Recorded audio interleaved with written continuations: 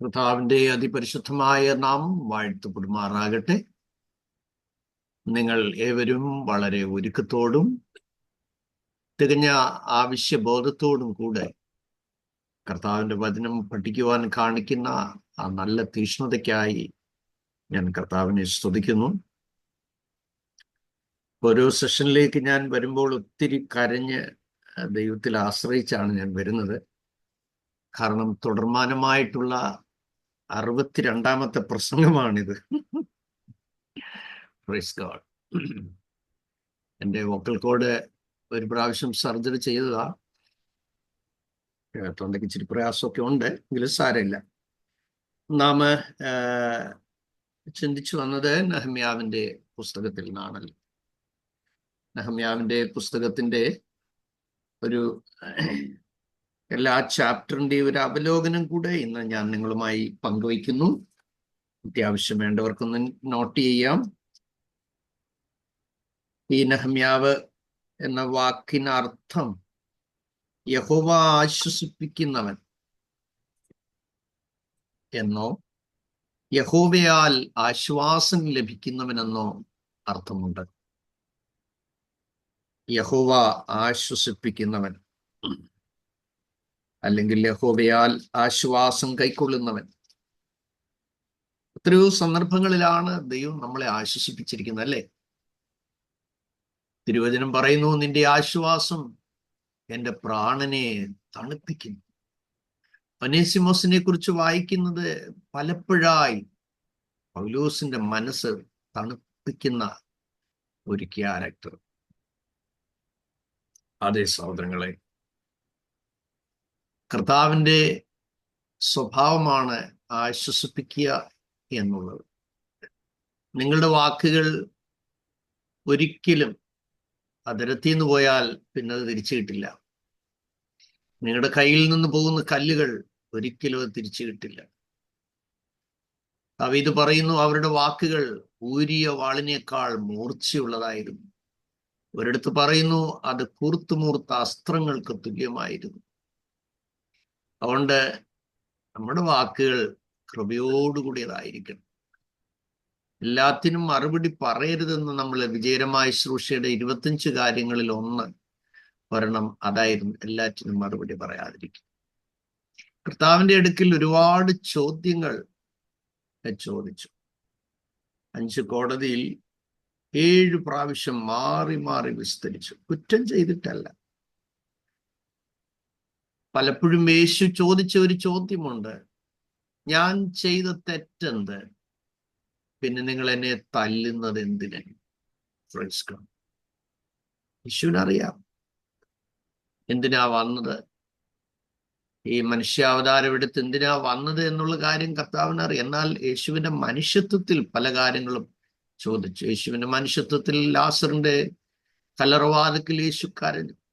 പക്ഷെ തന്റെ ദൈവത്വത്തിൽ ലാസറെ സ്പെസിഫൈ ചെയ്ത് പറഞ്ഞതിന് കാര്യമുണ്ട്. ലാസറെ പുറത്തു വരാൻ പറഞ്ഞത് അന്നേരം ലാസർ വന്നാൽ മതി. മരിച്ചവർ പുറത്തു വരട്ടെ എന്ന് പറഞ്ഞിരുന്നെങ്കിൽ ബഥാനിയിലുള്ള എല്ലാ ആളുകളും മരിച്ചുപോയവരെല്ലാം പുറത്തു വന്നതിനെയാണ്. കാരണം യേശുവിന്റെ അധികാരം അതാ.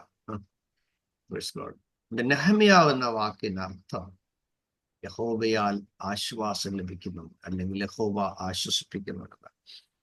അതില് 1-ാമത്തെ അധ്യായം അതിന്റെ 1 മുതൽ 11 വരെയുള്ള വാക്യങ്ങൾ യെരൂശലേമിനെ കുറിച്ചുള്ള നെഹമ്യാവിന്റെ ദുഃഖവും തന്റെ പ്രാർത്ഥനയുമാണ്. നെഹമ്യാവിന്റെ ദുഃഖവും പ്രാർത്ഥനയും യെരൂശലേമിനെ കുറിച്ചുള്ള ആ വലിയ വേദനയാണ്.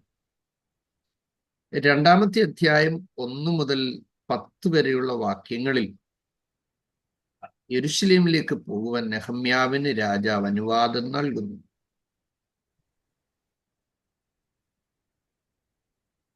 2-ാം അധ്യായം 11 മുതൽ 16 വരെയുള്ള വേദഭാഗങ്ങളിൽ താൻ നേരിട്ട് ചെന്ന് തകർന്ന മതിൽ പരിശോധിക്കുന്നു.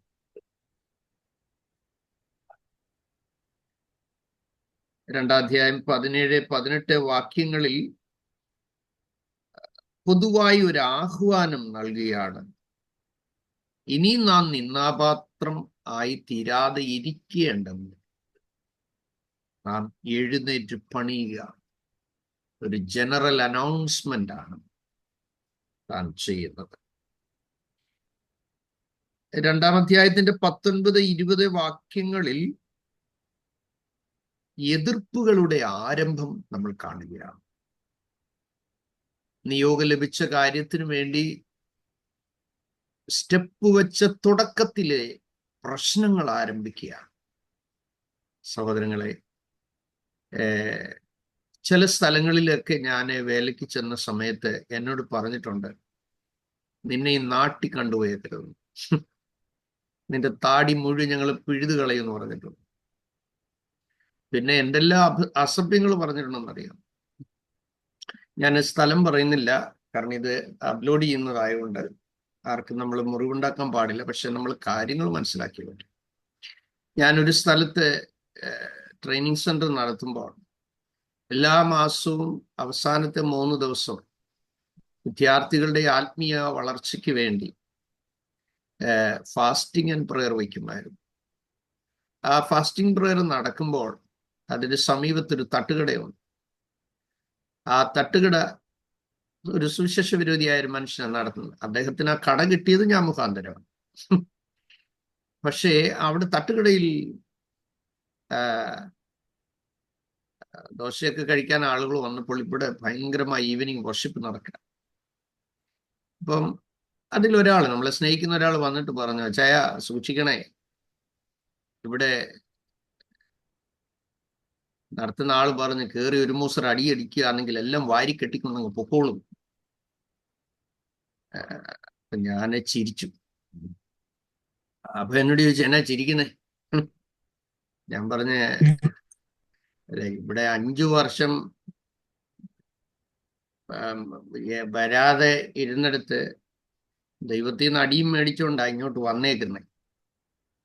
കാരണം ഞങ്ങള് വളരെ മനോഹരമായ ഭവനത്തിൽ പാർക്കുമ്പോൾ ദൈവം എന്നോട് സംസാരിച്ചു, നീ ഇവിടെ നിന്ന് കലയപുരത്തേക്ക് പോകാം. അപ്പോൾ എൻ്റെ പ്രിയപ്പെട്ടവൾ പറഞ്ഞു, അച്ഛൻ ലോകത്തിൽ എവിടെ വേണേലും പൊക്കും, ഞാൻ സമാനമായിട്ട് ഇവിടെ ഞാൻ താമസിക്കുക. അന്ന് ഞങ്ങൾ 7 ബെഡ്റൂമുള്ള വീട്ടിലാണ് താമസിക്കുക. ദൈവം തന്ന വീടായിരുന്നു, ലക്ഷറി ടാക്സ് കൊടുക്കുന്ന മനോഹരമായ ഭവനം. അപ്പോൾ എന്ന് ദൈവശബ്ദം കേട്ടു, അന്ന് എൻ്റെ സമാധാനം പോയി. അങ്ങനെ ആകട്ടോ, ദൈവം ഒരു കാര്യം നമ്മളോട് അറിയിച്ചാൽ നമ്മളത് അനുസരിക്കും വരെയും ദൈവം നമുക്ക് വേണ്ടി വെയിറ്റ് ചെയ്യും. സ്തോത്രം. ഭയങ്കര വേദന ഉണ്ടാക്കുന്ന ഒരു കാര്യമാണ്. അപ്പം ആ ദേശത്ത് വലിയ വീട്ടിലെ പാസ്റ്റർ എന്നായിരുന്നു എന്നെ വിളിച്ചുകൊണ്ടിരുന്നത്. ആ വീടിനെ കുറിച്ചുള്ള പ്ലാൻ ദൈവം തന്നത് അതിൻ്റെ പുറകില് 14 വർഷങ്ങൾക്ക് മുമ്പ് ആൻഡമാൻസിൽ ഞാനായിരുന്ന സമയത്ത് ഒരിക്കൽ കർത്താവ്, ഞാനിങ്ങനെ 21 ഇരിക്കുക, അന്നേരം വൈഫിനോട് പറഞ്ഞു, ഇന്ന് ദൈവമക്കൾ വന്നാലേ ഒന്നും കൊടുക്കാനൊന്നും എൻ്റെ കയ്യിലില്ല, അതുകൊണ്ട് പെട്ടെന്ന് പോയി എന്തെങ്കിലും മേടിച്ചോണ്ട്. ഞാൻ പറഞ്ഞു, മക്കളെ ഒന്നും കയ്യിലില്ല, അതുകൊണ്ട് കടം മേടിക്കാൻ എന്നെ കൊണ്ട് പറ്റത്തില്ല. അതൊന്നും പറഞ്ഞാലൊക്കത്തില്ല, ദൈവമക്കൾ വരുമ്പോൾ എനിക്ക് അവരുടെ മുമ്പിൽ നിൽക്കേണ്ടതാണ്, എന്തെങ്കിലും മേടിച്ചോണ്ട് വന്നേ പറ്റും. എനിക്ക് മനസ്സിലായി ഇച്ചിരി ചൂടായി വരുന്നുണ്ട് കാര്യം. അപ്പം ഞാൻ ചോദിച്ചു, എന്നാ വേണ്ടി? അത് 4-5 നാരങ്ങ വേണം, 1 കുപ്പി സ്ക്വാഷ് വേണം, 1 കിലോ പഞ്ചസാര വേണം. ഞാൻ പറഞ്ഞു, മതി, നിർത്ത്, കാരണം 5 പൈസ കയ്യിലില്ല. ഞാൻ ചോദിച്ചു, കർത്താവ് ജീവിക്കുന്നു എന്ന് നിനക്കറിയാമോ? അറിയാം. എന്നാ ഇങ്ങോട്ട് വാ. ഞാൻ ആ കയ്യെ പിടിച്ചിട്ട് കർത്താവിനോട് പറഞ്ഞു, കർത്താവ്, ഇവൾ പറഞ്ഞ കാര്യമെല്ലാം കർത്താവ് കേട്ടല്ലോ, അയച്ചിരിക്കാൻ സ്തോത്രം, ആമീൻ, പുകളാൻ പറഞ്ഞു. അപ്പം ഈ സോക്രട്ടീസ് പറഞ്ഞ മാതിരി ഈ കൊല്ലാൻ കഴിഞ്ഞ് ഇടി വരുമെന്ന് എനിക്കറിയാം. അപ്പൊ എന്നോട് ചോദിച്ചു, പോകുന്നില്ലയോ? ഞാൻ പറഞ്ഞു, എവിടാ പോകുന്നു? കർത്തർ കൊടുത്താൽ സാപ്പിടണം, അല്ലെങ്കിൽ ഇരുന്നാ സത്തിടണം. സ്തോത്രം. അപ്പോൾ ഇച്ചിരി പ്രയാസപ്പെട്ട് പാഴ്സനേജിലോട്ട് പോയി.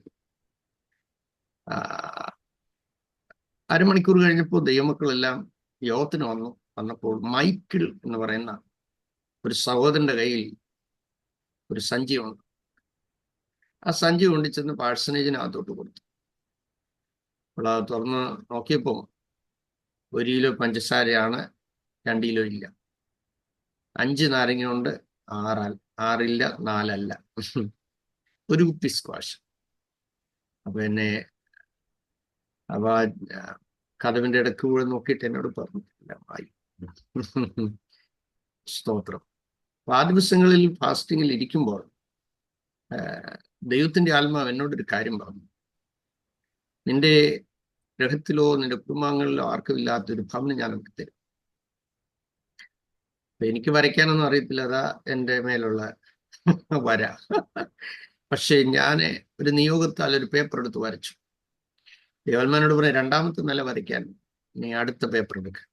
അത് വരച്ചു. എന്നോട് പറഞ്ഞു, ഞാൻ നിനക്ക് വേണ്ടി പണിയാൻ പോകുന്ന ഭവനമായി. സ്തോത്രം. അത് ഞാൻ എടുത്ത് 14 വർഷം എൻ്റെ ബൈബിളിൽ വെച്ച് പ്രാർത്ഥിച്ചു. 2000 ഞാൻ സ്ട്രോക്ക്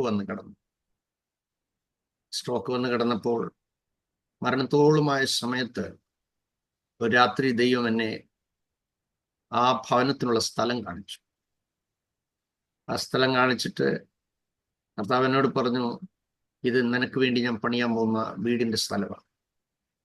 സ്തോത്രം. അപ്പൊ ഞാൻ മരണത്തോളം കിടക്കുക. സ്തോത്രം. അങ്ങനെ ഒരാഴ്ച കഴിഞ്ഞപ്പോൾ ദൈവം എന്നെ സൗഖ്യമാക്കി. അതെല്ലാം ഞാൻ നിങ്ങളോട് പങ്കുവെച്ചിട്ടുണ്ട്, അതുകൊണ്ട് ഞാൻ ആവർത്തിക്കുന്നില്ല. ആവർത്തന പുസ്തകം ഉണ്ടെങ്കിലും നമ്മൾ ഇനി ആവർത്തിക്കുന്നില്ല. അതുകൊണ്ട്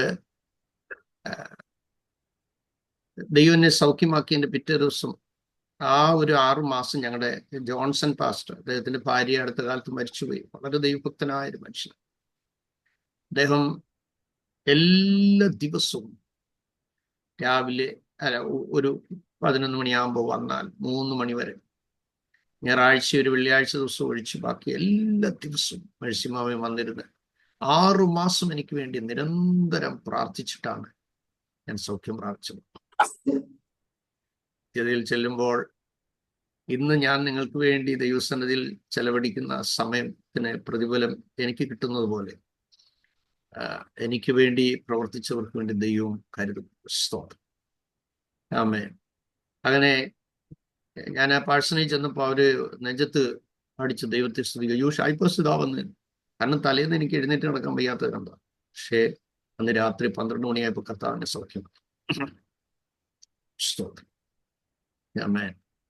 ഞാൻ അവിടെ ചെന്നിട്ട് പാസ്റ്ററിനോട് പറഞ്ഞു, പാസ്റ്ററെ, ദൈവം എന്നെ ഒരു സ്ഥലം കാണിച്ചു, ആ സ്ഥലം നമുക്കൊന്ന് പോയി കാണാം. അങ്ങനെ കാണിച്ചു. അപ്പൊ ഞാൻ അത് അവിടെ 9 പ്ലോട്ടുണ്ട്. അതൊരു ഓർത്തഡോക്സുകാരനെ അടുത്ത് അത് റിയൽ എസ്റ്റേറ്റ് ചെയ്യാൻ വേണ്ടി പ്ലോട്ട് തിരിച്ചിട്ടേക്ക്, അത് വിൽക്കുന്നില്ല. ഞാൻ പ്രാർത്ഥിച്ചൊരു കല്ല് അവിടെ കുഴിച്ചിട്ടപ്പോൾ കർത്താവിനോട് പറഞ്ഞു, 1 വർഷം നീ പ്രാർത്ഥിക്കണം, അത് കഴിയുമ്പോൾ ഇത് നടക്കും. സ്തോത്രം.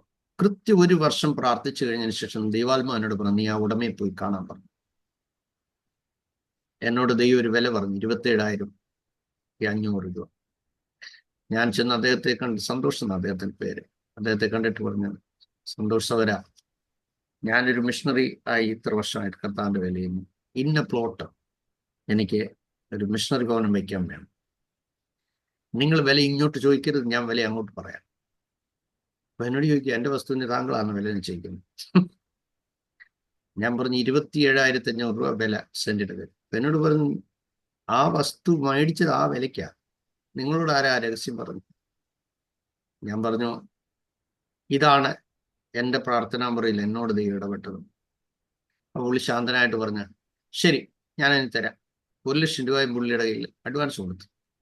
അന്നേരം അതെൻ്റെ കയ്യിലുമുണ്ട്. അപ്പൊ ഞാൻ അദ്ദേഹത്തോട് പറഞ്ഞു, അപ്പോൾ അദ്ദേഹം പറഞ്ഞു, ഞാൻ ചോദിച്ചു, എഗ്രിമെന്റ് ചെയ്യണോ? എന്നോട് പറഞ്ഞു, എന്നെ വിശ്വാസമുണ്ട്, എനിക്ക് എഗ്രിമെന്റ്. ഞാൻ പറഞ്ഞു, എനിക്ക് വിശ്വാസമുണ്ട്, കാരണം ദൈവം എന്നോട് അറിയിച്ചാണ്. എന്നിട്ട് അദ്ദേഹം എന്നോട് പറഞ്ഞു, ഈ എല്ലാ പ്ലോട്ടും ഒന്ന് വിൽപ്പിക്കാമെങ്കിൽ ഈ വിലയ്ക്ക് തരാം. ഞാൻ പറഞ്ഞു, എനിക്ക് ബ്രോക്കർ പണിയില്ല, പ്രാർത്ഥിക്കാം. ഇത് പറഞ്ഞിട്ട് ഞങ്ങൾ പിറ്റേ ദിവസം ഞങ്ങൾ വയനാടിന്, കണ്ണൂർ ഭാഗങ്ങളിൽ മിഷണറി വർക്കിൽ പോയി. 1 മാസം കൃത്യം കഴിഞ്ഞപ്പോൾ എല്ലാ പ്ലോട്ടും കച്ചവടമായി. എന്നെ വിളിച്ചിട്ട് പറഞ്ഞു, പാസ്റ്റർ, നിങ്ങളുടെ പ്രാർത്ഥന ഏറ്റു, എല്ലാ പ്ലോട്ടും കച്ചവടമായി.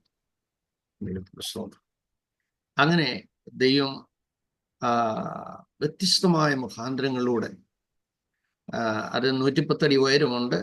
വയലിന്റെ അവിടുന്ന് കുന്നാണ്, ആ സ്ഥലം മേടിച്ചപ്പോൾ എല്ലാവരും എന്നോട് പറഞ്ഞു, നീ കുത്തുവാള എടുത്ത് തിരിച്ചു വരും, കാര്യം അവിടെ വെള്ളം കിട്ടത്തില്ല. അതിൻ്റെ സമീപത്തുള്ള 3 കിണറുണ്ട്, 40 തൊടി 37 തൊടി, പക്ഷെ വെള്ളം വറ്റിപ്പോകും. വൈഫിന് ഒറ്റ പിടുത്തം, എനിക്ക് മുനിസിപ്പാലിറ്റി വെള്ളം വേണ്ട. കാരണം ചില സീസൺ വരുമ്പോൾ നിങ്ങൾക്കറിയാമല്ലോ, ഒരുപാട് ആളുകൾ വന്നു പോകുമ്പോൾ അവിടെ ഭയങ്കര ബുദ്ധിമുട്ടാണ്.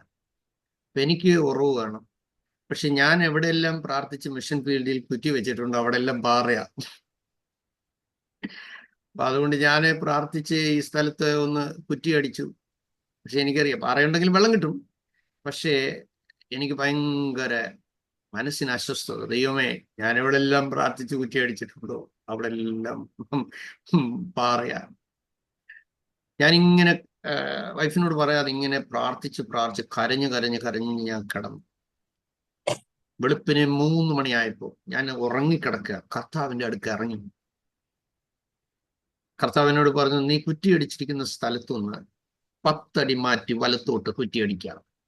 ഒരു നാളും വറ്റിപ്പോകാത്ത ഉറവ ഞാൻ നിനക്ക് തരും. പെട്ടെന്ന് ഞാൻ ചാടി എഴുന്നേറ്റു. സ്വപ്നം കണ്ടിട്ട് ഞാൻ വൈഫിനെ വിളിച്ചിട്ട് പറഞ്ഞു, കർത്താവിന്റെ അടുക്ക വന്നു. നമ്മൾ അടിച്ചിരിക്കുന്ന സ്ഥലമല്ല യഥാർത്ഥ സ്ഥലം. കർത്താവിനെ സ്ഥലം കാണിച്ചു. ഒരു നാളും വറ്റിപ്പോകാത്ത ഉറവ ഞാൻ നിനക്ക് തരുമെന്ന് കർത്താവ് പറഞ്ഞു. അവിടെ നീ ഇനി ആ വിഷയത്തെ പേടിക്കണ്ട. പിറ്റേന്ന് രാവിലെ കിണറുകെട്ടുകാരൻ വന്നപ്പോൾ ഞാൻ കുറ്റി മാറ്റി അടിച്ച് കണ്ടപ്പോൾ എന്നോട് ചോദിച്ചു, ആ സ്ഥാനം കണ്ടോ? ഞാൻ പറഞ്ഞു സ്ഥാനം കണ്ടു. ആശാരിയെ വിളിച്ചു? ഞാൻ പറഞ്ഞു ആശാരിയെ വിളിച്ചു. ആശാരി എങ്ങനെയുണ്ട്? ഞാൻ പറഞ്ഞു ഏറ്റവും ബെസ്റ്റ് ആശാരി, മോർ ദാൻ എ കാർപ്പൻ്റർ.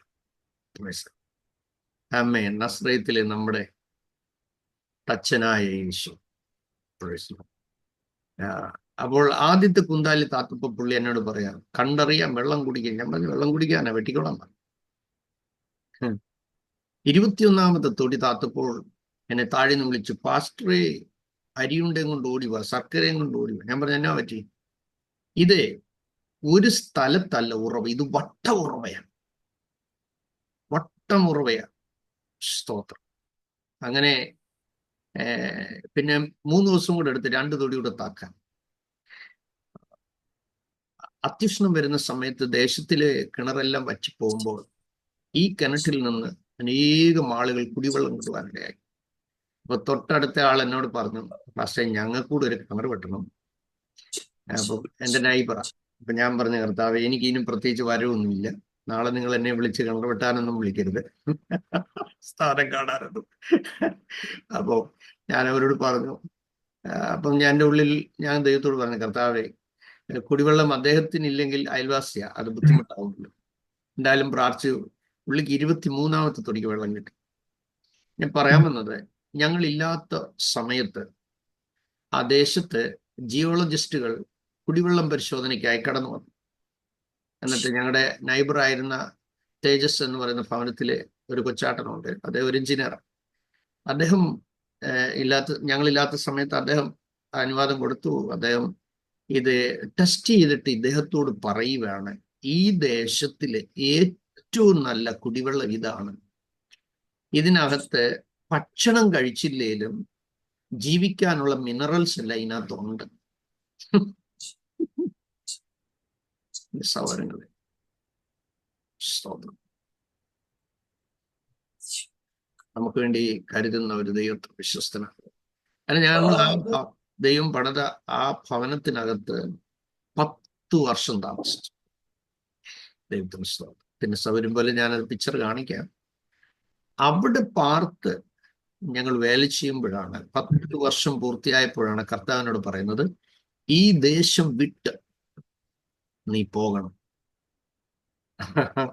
ആ കാലങ്ങളിൽ പുനലൂർ പട്ടണത്തിൽ ദൈവദാസന്മാർ ശുശ്രൂഷിക്കാൻ വന്നാൽ അവിടെയാണ് പാർക്കുന്നത് മിക്ക ദൈവദാസന്മാരും. AJയുടെ ജനറൽ കൺവെൻഷൻ വന്നാൽ മേളിലെ ഹാളിൽ 100 പേർക്ക് ഇരിക്കാം, താഴെയും ഇരിക്കാം. അങ്ങനെ മനോഹരമായൊരു പാണ്. ആ വീട് മൊത്തം ദൈവമക്കൾക്ക് വേണ്ടി പാർക്കാനുള്ള ഒരു സൗകര്യമായിരുന്നു. പക്ഷെ കർത്താവ് പറഞ്ഞു, നിന്റെ വാസം ഇവിടെ തീർന്നു, ഇനി അങ്ങോട്ട് പോകണം. അപ്പോൾ ദൈവത്തിന്റെ ദാസി പറഞ്ഞു, നടക്കത്തില്ല, ഞാൻ വരത്തില്ല. അപ്പൊ ഞാന് കർത്താവിനോട് പറഞ്ഞ, കർത്താവെ, കുടുംബജീവിതം പ്രശ്നമാക്കിക്കൊണ്ടൊരു കർത്താവിന്റെ വേല ഞാൻ ആഗ്രഹിക്കുന്നില്ല. എന്നോട് സംസാരിച്ചതുപോലെ അവിടുന്ന് അങ്ങയുടെ ദാസിയോടൊന്ന് സംസാരിക്കാൻ ഞാനിങ്ങനെ കാത്തിരിക്കും എന്ന് ദൈവസന്നിധിയിൽ. അങ്ങനെ എല്ലാ ദിവസവും ഞാൻ ഇത് തന്നെ പറയും വൈഫിനോട്. മക്കളെടി, നമുക്ക് എന്നോട് അത് മാത്രം പറയരുത്. എനിക്ക് വീട്ടിൽ നിന്ന് എവിടെയും ശുശ്രൂഷയ്ക്ക് പോയ സമാധാനമുണ്ട്. വീട്ടിൽ തിരിച്ചു വരുമ്പം എനിക്ക് ആ വീടിന്റെ കണ്ടാ ബംഗ്ലാവാ, പക്ഷെ എനിക്ക് ഗേറ്റിന്റെ അവിടെ വരുമ്പത്തേന് വേദനയാണ്. മറ്റൊന്നുമല്ല, കർത്താവിനെ ഞാൻ അനുസരിച്ചില്ലല്ലോ, കർത്താവിനെ ഞാൻ അനുസരിച്ചില്ലല്ലോ. സ്തോത്രം. സ്വസ്ഥതയില്ലാത്ത കൊട്ടാരത്തെക്കാൾ സമാധാനമുള്ള ഒരു ചെറ്റക്കുടിൽ എത്ര മനോഹരം അല്ലേ? സൗരങ്ങളെ, നമ്മൾ ഏതിൽ പാർത്താലും ഏതിൽ സഞ്ചരിച്ചാലും ദൈവം സമാധാനം തന്നില്ലെങ്കിൽ അതൊന്നും ശാശ്വതമാകില്ല. അങ്ങനെ 1 വർഷം കഴിഞ്ഞു, 2 വർഷം കഴിഞ്ഞു, 3 വർഷം. കർത്താവിനോട് പറഞ്ഞ, നീ പോയി കലയപുരത്ത് പോയി ട്രെയിനിങ് സെന്റർ തുടങ്ങി. വിദ്യാഭ്യാസമില്ലാത്തവരും കഴിവില്ലാത്തവരും ബൈബിൾ സ്കൂളിൽ എടുക്കാത്തവരും ഇങ്ങനെ ആളുകളെല്ലാം തള്ളിക്കളഞ്ഞിരിക്കുന്ന ആളുകളെ വേണം നീ ഒരുക്കിയെടുക്കാൻ. അതായിരുന്നു ദൈവം എന്നോട് പറഞ്ഞത്. ആ സമയത്ത് ഞാൻ ചച്ചുകൊണ്ട് മുളക്കര സെമിനാരിയിൽ അധ്യാപകനും. അപ്പോൾ ദൈവത്തിന്റെ ആത്മാവ് എന്നോട് പറഞ്ഞ അനുസരിച്ച് ഞാനിങ്ങനെ പുനലൂർ പട്ടണത്തിൽ അതിമനോഹരമായ ഒരു പ്രയർ ടവർ റെന്റ് ചെയ്തുകൊണ്ടിരിക്കുമായിരുന്നു. അപ്പോൾ ദൈവത്തിന്റെ ആത്മാവ് എന്നോട് പറഞ്ഞു, നീ ഇത് പൂട്ടി ചാവി കൊണ്ട് കൊടുത്തേച്ച് ഞാൻ പറഞ്ഞ സ്ഥലത്തേക്ക് പോകാം. അപ്പൊ പിന്നെ ഞാൻ വന്ന് വീട്ടിൽ പറഞ്ഞു, എടീ, കർത്താവിന്റെ ആത്മാവിന് അച്ചായനോട് എന്തോ ദൈവം പറയുന്നു, അത് ചെയ്തോണം. നമ്മള് ദൈവം പറയുന്നത് ജീവിത പങ്കാളി ഏറ്റെടുക്കുന്നില്ലെങ്കിൽ അവരുടെ ധൈര്യക്കുറവാണത്. അതിനവരെ ശപിക്കാനോ, നിന്നെ കെട്ടിയോണ്ട് എൻ്റെ ശുശ്രൂഷ പോയിടി എന്ന് പറയാനോ, അല്ലെ അവരെ നെഗറ്റീവ് എനർജി കൊടുത്ത്, അല്ലെങ്കിൽ നിന്നിലുള്ള ഭൂതത്തെ ഇപ്പോൾ ഞാൻ ശാസിക്കുന്നു എന്ന് പറഞ്ഞ് ചില ആളുകൾ ചൂലെടുത്തടിച്ച സ്റ്റോറീസ് ഉണ്ട്. അങ്ങനെയുള്ള ആക്രമണങ്ങളൊന്നും നടത്തരുത്. സ്തോത്രം. അതുകൊണ്ട് നിങ്ങൾ വെയിറ്റ് ചെയ്യണം. അങ്ങനെ 1 വർഷം കഴിഞ്ഞ്, 2 വർഷം കഴിഞ്ഞ്, 3 വർഷം കഴിഞ്ഞ്, 4 വർഷമായി. അയ്യോ, 5 വർഷം പൂർത്തിയായപ്പോൾ ഞാനിങ്ങനെ പ്രയർ ടവറിൽ ഇരുന്ന് പ്രാർത്ഥിക്കുമ്പോൾ ദൈവാത്മാവിനോട് പറഞ്ഞു, കഴിഞ്ഞ 5 വർഷമായി ഞാൻ നിന്നോട് പറഞ്ഞു, നീ അനുസരിച്ചില്ല. ഇനി ഈ പ്രയർ ടവറിൽ ഇനി നിനക്കിവിടെ പ്രാർത്ഥനയില്ല. അതിന്റെ മനോഹരത്വം കണ്ടാൽ ഭയങ്കര, അതിനകത്തെല്ലാം പിക്ചർ കിടപ്പുണ്ട്. നമുക്കിപ്പം അതിന് സമയമില്ല ഡിസ്പ്ലേ ചെയ്യാൻ. പട്ടണത്തിലുള്ള പലര് വരും, ബൈബിൾ സ്കൂളിലെ പല സ്ഥലങ്ങളിൽ നിന്നുള്ള ആളുകൾ വരും, പ്രാർത്ഥിക്കും. പക്ഷെ ദൈവം പറഞ്ഞു, സ്റ്റോപ്പ് ഇറ്റ്, ചാവി കുട്ടിക്കൊണ്ട് പോകാം. പക്ഷെ എന്നിട്ടും വൈഫ് കേട്ടി. അപ്പൊ കർത്താവിനോട് ഒരു കാര്യം പറഞ്ഞു ആ പ്രയർ ടവറിൽ വെച്ച്, നിങ്ങൾ ശ്രദ്ധിച്ചു കേൾക്കണം. ഇനിയും നീ അനുസരിച്ചില്ലെങ്കിൽ ഇനി വരുമ്പോൾ ഈ ആലയം ഞാൻ മലം കൊണ്ട് നിറച്ച് അശുദ്ധമാക്കും. അപ്പോൾ എന്റെ നെഞ്ചു പൊട്ടുന്നുണ്ട്, പക്ഷേ എന്തോ ചെയ്യാം.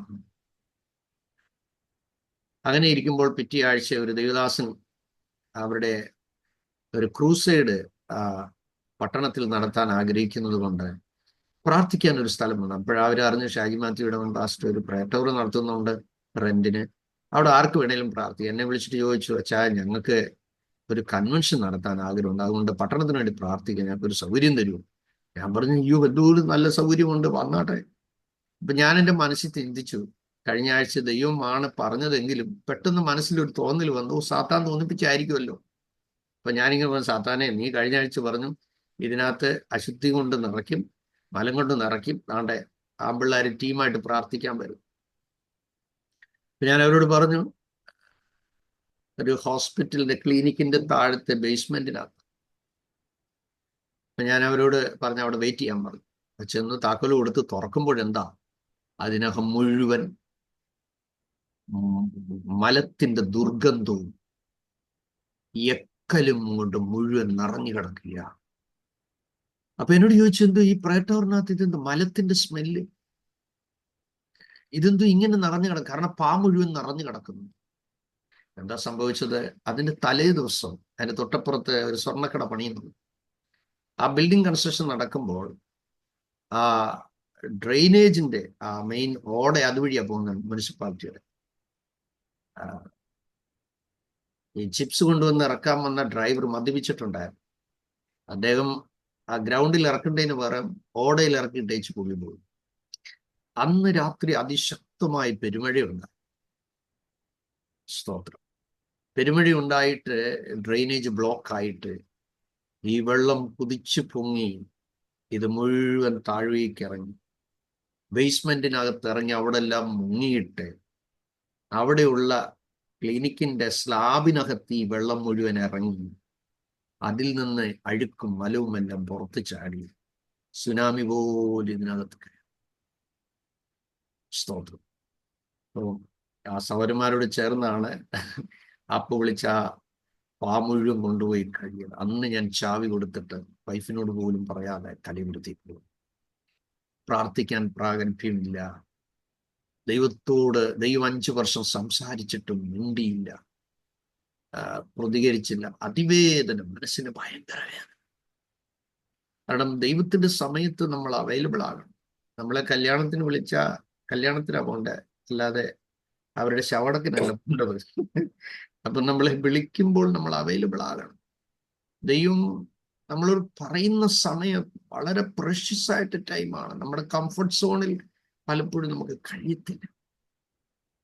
അപ്പോൾ ഞാനിങ്ങനെ യാത്ര ചെയ്ത് അവിടെ എത്തി. ദൈവത്തിന്റെ ആത്മാവ് എന്നെ സ്വാന്തനപ്പെടുത്തി, നീ വിഷമിക്കണ്ട. അപ്പോൾ പരിശുദ്ധാത്മാവിനെ ഒരു സ്ഥലം കാണിച്ചു. ഞാൻ പറഞ്ഞ കർത്താവ്, എനിക്ക് ഇവിടെ നിന്ന് മുട്ടുകുത്താൻ എനിക്കൊരു ചെറിയ വരാന്തയാലും മതി. അപ്പൊ ഞാൻ അവിടെ ചെന്നപ്പോൾ അന്നെൻ്റെ മൂത്ത അളിയൻ ഗൾഫിൽ എന്നോട് പറഞ്ഞു, അളിയ പുത്തൻ വീട് അവിടെ പണിതിട്ടേക്ക്, അളിയൻ അവിടെ പ്രാർത്ഥനയോ എന്ത് വേണേലും. അപ്പൊ ദൈവത്തോട് ചോദിച്ചു പറഞ്ഞു, അവിടെയല്ല. അവിടെയല്ല. അപ്പൊ ഞാൻ ചോദിച്ചു, അടിയൻ എവിടെയാ ചെയ്തോളം? അപ്പൊ ഞാൻ ഇങ്ങനെ കരഞ്ഞുകൊണ്ട് നടക്കുക, സ്ട്രീറ്റിൽ കൂടെ കരഞ്ഞുകൊണ്ട് നടക്കുക. അപ്പോൾ ഒരാൾ എന്നോട് പറഞ്ഞത്, ഇവിടെ ഒരു കടമുറിയുണ്ട്, അതെടുത്തു 5 വർഷത്തേക്ക്. അത് തൽക്കാലം മിഷണറി ഓഫീസായിട്ട് യൂസ് ചെയ്യാനായിട്ട്. അത് കഴിഞ്ഞ് ഇൻസ്റ്റിറ്റ്യൂട്ട് ആരംഭിക്കണമെങ്കിൽ ആളുകൾക്ക് ഇരിക്കാൻ സ്ഥലം. അപ്പൊ ഞാനിങ്ങനെ നടന്നു പോകുമ്പോൾ ദൈവം എന്നെ ഒരു ഓടിട്ട വീട് കാണിച്ചു. ആ വീട് കാണിച്ചിട്ട് കർത്താവിനോട് പറഞ്ഞു, ഇത് 1 വർഷത്തേക്ക് നിനക്ക് ട്രെയിനിങ് സെന്റർ നടത്താൻ ഞാൻ തരും. സ്തോത്രം. എന്നാൽ അതിന് 15 വർഷങ്ങൾക്ക് മുമ്പ് എൻ്റെ ഫാദറിലോ പണിത ഒരു കടമുറിയുണ്ട്. അതിൻ്റെ മേളിൽ ടൈലറിംഗ് സ്കൂളാണ് നടക്കുന്നത്. അപ്പൊ ദൈവം എന്നോട് പറഞ്ഞു, ഇതിനകത്ത് ട്രെയിനിങ് സെന്റർ ഭാവിയിൽ നടക്കും. ആഫ്റ്റർ 15 ഇയേഴ്സിന് ശേഷമാണ് ദൈവം എന്നോട് ഇടപെടുന്നത്. ഒരിക്കലും ദൈവം നിങ്ങളോട് എന്തെങ്കിലും പറഞ്ഞിട്ടുണ്ടെങ്കിൽ കുറിച്ചു വെച്ചോണം, ഒരു കാലത്ത് കാണും, നടക്കും. അതിനെ ഈ ഒരു വർഷത്തേക്ക് ആ ഒരു ഓടിട്ട വീട് കണ്ടിട്ട് ഞാൻ അവിടെ ചെല്ലുമ്പോൾ ഒരു ദൈവദാസൻ അവിടെ സാധനങ്ങൾ പാക്ക് ചെയ്യാൻ. ഞാൻ പറഞ്ഞു, കർത്താവിന്റെ ദാസനെ, ഈ വീട് 1 വർഷത്തേക്ക് ട്രെയിനിങ് സെന്റർ നടത്താനായിട്ട് എടുക്കാനായിട്ട് ദൈവാത്മാവ് എന്നോട് പറഞ്ഞു. അപ്പൊ പുള്ളി ഒറ്റ ചിരി ചിരിച്ചു. ഞാൻ പറഞ്ഞു, എന്നാ ചിരിച്ചേ? അല്ല, പാസ്റ്റർക്ക് ഇത്രയും ബോധമില്ലയോ എന്ന് ഞാനങ്ങനെ ഓർത്തു പോയാൽ. ഞാൻ പറഞ്ഞു, ഇന്ന് രാവിലെ വലിയ കുഴപ്പമില്ലായിരുന്നു, ഇപ്പൊ എന്നാ സംഭവിച്ചതെന്ന് എനിക്ക് അറിയത്തില്ല, ദൈവദാസൻ പറഞ്ഞാട്ടാന്ന് പറഞ്ഞു. അല്ല, ഈ വീട് 1 വർഷത്തേക്ക് ദൈവം തരുന്നെന്ന് പറഞ്ഞാൽ ഏത് ദൈവമാണ് പറഞ്ഞു, ഏത് ആത്മാവാ പറഞ്ഞു? ഞാൻ പറഞ്ഞു, അതാണോ വിഷയം? ഞാൻ ചോദിച്ചു, എന്നാ അങ്ങനെ പറയുന്നത്? ഞങ്ങൾ ഇവിടെ 4 കൊല്ലത്തേക്ക് എടുത്തേച്ച് 1 കൊല്ലം കഴിഞ്ഞപ്പോൾ ഞങ്ങളോട് ഇറങ്ങാൻ പറഞ്ഞേച്ച് ഈ ആഴ്ച ഇവിടെ കുറ്റി വെക്കുക, ഇതിന് പിന്നെ പൊളിച്ചിട്ട് പണിയാൻ വേണ്ടി. അതുകൊണ്ട് ഞങ്ങളോട് വേഗം മാറാൻ പറഞ്ഞു. ഞങ്ങൾ വേറെ വീടെടുത്ത് മാറുക. അപ്പൊ ഞാൻ പറഞ്ഞു, അത്രയേ ഉള്ളൂ കാര്യം. ഞാൻ പറഞ്ഞു, പാസ്റ്ററെ, എന്നോട് അരളിച്ച് ദൈവമാണെങ്കിൽ അത് നടക്കും. എൻ്റെ ബുദ്ധി തോന്നിയപ്പോൾ അതാണെങ്കിൽ അത് പോഷത്വമായിരിക്കും, നടക്കില്ല. അദ്ദേഹം സാധനം കയറ്റി ചാവി കൊണ്ടുകൊടുക്കാൻ ചെന്നപ്പോൾ പുള്ളിയോട് പറയുക, നിങ്ങൾ വീടെടുത്ത് ഞങ്ങൾ അഡ്വാൻസും കൊടുത്തു. എന്നാലേ ഞങ്ങൾ ഇന്നലെ രാത്രി സൗരന്മാർ കൂടിയപ്പോൾ പ്ലാൻ ഒന്ന് മാറ്റി അടുത്ത കൊല്ലത്തേക്കാക്കി. അതുകൊണ്ട് നിങ്ങളെപ്പോലെ ആരെങ്കിലും പ്രാർത്ഥിക്കുന്നവരിവിടെ ഉണ്ടെങ്കിൽ ഞങ്ങൾ 1 വർഷത്തേക്ക് കൊടുക്കും. എന്നെ അദ്ദേഹം വിളിച്ചിട്ട് പറഞ്ഞു, എന്നോട് ക്ഷമിക്കണേ, നിങ്ങളോട് പറഞ്ഞ ദൈവമാണ്. ഇന്ന് രാത്രിയിൽ ഞാൻ താഴ്മയോട് പറയട്ടെ, ദൈവം അരുളി ചെയ്തിട്ടുണ്ടെങ്കിൽ നടക്കും. ദൈവം നിയോഗം നൽകിയിട്ടുണ്ടെങ്കിൽ നിങ്ങളുടെ കണ്ണാലെ കാണും. അപ്പോൾ കർത്താവ് എന്നോട് പറഞ്ഞത്, ഒറ്റ വർഷത്തേക്കാ നിനക്ക് തന്നേക്കുന്നത്. ദൈവം 12 മാസം, അതിൽ കൂടുതൽ അതിൽ പാർക്കാൻ പാടില്ല. അപ്പോൾ ഒരു ദേവദാസിനെ കുടുംബത്തിൽ ഡീനായിട്ട് ഞങ്ങൾ അവിടെ ആക്കി. എന്നിട്ട് 12 മാസം കഴിഞ്ഞപ്പോൾ ദൈവാത്മാ എന്നെ ദണ്ഡിപ്പിക്കാൻ തുടങ്ങി. അവിടുന്ന് മാറ്റിക്കൂ. അപ്പൊ ഞാൻ ഇടിവിൽ നിന്ന് കാര്യം, ദൈവമേ, വീട് അന്വേഷിച്ചിട്ട് വീട് കിട്ടുന്നില്ല. നമ്മൾ ചുമ്മാ വഴിയിൽ ഒരു ദേവദാസിനെ കുടുംബത്തെ ആക്കാൻ പറ്റും? അതിന് 2 മാസം, 1.5 മാസം കഴിഞ്ഞപ്പോൾ പറഞ്ഞു, വേഗത്തിൽ മാറ്റി. 2 മാസം കൂടെ എക്സ്ട്രാ ദൈവത്തോട് ചോദിച്ചു മേടിച്ചേച്ച് ഞാൻ ഒരു ദിവസം രാവിലെ ഇരുന്ന് പ്രാർത്ഥിക്കുന്നു. ദൈവാത്മാനോട് പറഞ്ഞു, ഇന്നവരെ മാറ്റിക്കോണം. ഞാൻ പെട്ടെന്ന് വന്ന് റോയ് പാസ്റ്ററിനോട് പറഞ്ഞു, പാസ്റ്ററെ, പെട്ടെന്ന് മാറാൻ പരിശുദ്ധാത്മാവ് പറയുന്നു, കാര്യം നമുക്കറിയത്തില്ല, ഇന്ന് വീട് ദൈവം തരും, അതുകൊണ്ടാണ് മാറാൻ പറഞ്ഞു. അന്വേഷിച്ചു. അവിടുന്ന് ഒരു 4 കിലോമീറ്റർ മാറി ഒരു വീട് കിട്ടി. അന്ന് തന്നെ സാധനങ്ങളൊന്നും മാറ്റി. പിറ്റേന്ന് രാവിലെ മാർക്കറ്റിൽ ഞാൻ സാധനം മേടിക്കാൻ വരുമ്പോൾ ഒരാൾക്കൂട്ടം നോക്കിയപ്പോൾ വീട് താഴെ കിടപ്പുണ്ട്. അർദ്ധരാത്രിയിൽ അതിഭയങ്കരമായ പേമാരി ഉണ്ടായിട്ട് പച്ചക്കട്ട് കെട്ടിയ വീടാ. ഓടിന്റെ സൈഡിൽ കൂടെ വെള്ളം ഇറങ്ങിയിട്ട് കട്ട കുതിർന്നിട്ട് വീട് മൊത്തം താഴ്ന്നു. നാട്ടുകാർ പറഞ്ഞു, ഇന്നലെ ആയിരുന്നെങ്കിൽ ആ കുടുംബം കുഞ്ഞുങ്ങൾ മരിക്കുമായിരുന്നു. അപ്പോൾ ആ ഒരു വർഷത്തെ പ്രെയർ അവിടെ നടക്കുമ്പോഴാണ് സുശേഷ വിരോധികൾ പറയുന്നത്, വാരി കെട്ടിക്കൊണ്ട് പൊക്കോളും കയറി ഒരു മൂസർ അടിക്കണം. നിങ്ങൾക്കറിയാമോ? ഞാൻ പറഞ്ഞ ആരെ വാരിക്കൊണ്ട് പോകണമെന്നൊക്കെ ദൈവം തീരുമാനിക്കട്ടെ. 2 ദിവസം കഴിഞ്ഞപ്പോൾ ആ പറഞ്ഞ ആള് ഈ ലോകത്തിൽ നിന്ന് മാറ്റപ്പെട്ടു.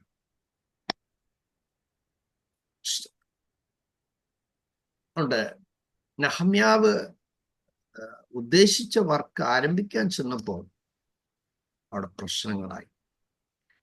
അതാണ് നമ്മള് കണ്ടന്റ് എഴുതി പോകുന്നത്. കൂട്ടത്തിൽ നിങ്ങളുടെ ധൈര്യത്തിന് വേണ്ടി ഞാൻ മിഷണറി അനുഭവങ്ങൾ പറയുന്നതേ ഉള്ളൂ. സ്തോത്രം. 2:19-20 ഭാഗങ്ങളിൽ എതിർപ്പുകളുടെ ആരംഭം എന്നാണ് നമ്മൾ കാണുന്നത്. ദൈവത്തിന് സ്തോത്രം. 3-ാം അധ്യായം 1 മുതൽ 32 വരെയുള്ള വാക്യങ്ങളിൽ 32ഓളം കവാടങ്ങളുടെ അറ്റകുറ്റപ്പണികളും മതിലുപണിയും ഒക്കെ നടക്കുന്നതാണ് കാണുന്നത്. മതിലും പണിയുന്നതായിട്ട് നമ്മൾ അവിടെ കാണുന്നു. 4-ാമത്തെ അധ്യായം ഞാൻ ഒന്നുകൂടെ പറയുന്നു, 3:1 മുതൽ 32 വരെ മതിലുകളും പണിയും, അറ്റകുറ്റപ്പണികളെല്ലാം തീർക്കും. ഓൾറൈറ്റ്. 4-ാം അധ്യായം 1 മുതൽ 23 വരെയുള്ള വാക്യങ്ങളിൽ കൂടുതൽ എതിർപ്പുകൾ നെഹമ്യാവ് അതിനെ നേരിടുകയാണ്. 4:1 മുതൽ 23. ഞങ്ങൾ അവിടെ ആ സ്ഥലത്ത് വന്ന് ട്രെയിനിങ് ഇൻസ്റ്റിറ്റ്യൂട്ട് ആരംഭിച്ചു. അപ്പോൾ ആരംഭിക്കുമ്പോൾ വ്യത്യസ്തമായൊരു കാഴ്ചപ്പാടായിരുന്നു. കർത്താവെ, പഠിക്കാൻ ആര് വരും എന്നൊക്കെ ഒരു തോന്നലൊന്നും എനിക്കില്ലായിരുന്നു. അപ്പോൾ ഞാനിങ്ങനെ മുളക്കടിയിൽ അധ്യാപകനായിരിക്കുന്ന സമയമാണ്. അപ്പോൾ ഞാനവിടെ അധ്യാപകനായി ഇരിക്കുമ്പോൾ അവിടെയുള്ള ഒരു ദേവദാസൻ ഇങ്ങനെ പൊതുവായിട്ട്, അന്ന് ജെയിംസ് സാറായിരുന്നു എഡ്യൂക്കേഷൻ ഡയറക്ടർ. സാറേ, എനിക്കും പഠിപ്പിക്കണം. അപ്പോൾ സാറെന്തോ കാര്യങ്ങൾ പറഞ്ഞപ്പോൾ പറഞ്ഞു, ഷാജി മാത്യു ഇടമണ്ണ് PhD ഒന്നും ഇല്ലല്ലോ, പിന്നെ ഇവിടെ പഠിപ്പിക്കാമെങ്കിൽ എനിക്കും പഠിപ്പിക്കും. ഞാൻ പറഞ്ഞു, അദ്ദേഹം ഒരു മിഷണറിയാണ്, അതുകൊണ്ട് ഇവിടെ പഠിപ്പിക്കുന്നു. അപ്പൊ എന്നെ അവിടുത്തെ ഡീൻ വിളിച്ചിട്ട് പറഞ്ഞു, സാറേ, സാറിന് ഒരു പ്രതിയോഗി ഇവിടെ ഉണ്ട്. ഞാൻ പറഞ്ഞു, എന്തോ പറ്റി? കാര്യങ്ങൾ എന്നോട് പറഞ്ഞു. ഞാൻ പറഞ്ഞു, സാറ്, എന്റെ പ്രതിയോഗിയല്ല, ഉടുപ്പെടുക്കാൻ ഒരാൾ ആഗ്രഹിച്ച പുതപ്പൂട് കൊടുക്കണമെന്നാ വചനം. അപ്പോൾ ഞാൻ എൻ്റെ പോർഷൻ തീർത്ത് കഴിഞ്ഞിട്ട് ഞാൻ പറഞ്ഞു, സാറേ, ഇനി ഞാൻ വരത്തില്ല. എന്താ വരാത്ത? ഞാൻ പറഞ്ഞു, ഉടുപ്പെടുക്കാൻ ഒരാൾ ആഗ്രഹിച്ചാൽ പുതപ്പോട് കൊടുക്കുന്നത് വചനം. അങ്ങനെ അവിടെ വിട്ട് ഞാൻ വരുമ്പോൾ കർത്താവിനോട് പറഞ്ഞു, ഞാൻ ചോദിച്ചു, കർത്താവെ, ഇനി തുടങ്ങുന്ന ഇൻസ്റ്റിറ്റ്യൂട്ടിൽ ആരാ പഠിപ്പിക്കുന്നത്? അപ്പോൾ ദൈവത്തിന്റെ ആത്മാവിനോട് പറഞ്ഞു, നീ നേരെ TG കോച്ച് സാറിനെ പോയി കാണുന്നു, തിയോളജിക്കൽ സെമിനാരി. ഞാൻ പറഞ്ഞു, സാറേ, ഇങ്ങനെ ആത്മഭാരമുള്ളവർക്ക് ട്രെയിനിങ് കൊടുത്ത് കർത്താവിന്റെ വേലയ്ക്ക് ഒരുക്കിയെടുക്കാൻ ഒരു നിയോഗം നൽകി എന്നെ കലയുരത്തേക്ക് അയച്ചിരിക്കുന്നു. അതുകൊണ്ട് സാറ് ചില അധ്യാപകരെ വിട്ട് ഈവനിങ് ക്ലാസ്സിന് വന്നാൽ കർത്താവിൻ്റെ വേലയ്ക്ക് ചിലരെ ഒരുക്കിയെടുക്കാൻ കഴിയും. വലിയ സന്തോഷമായി.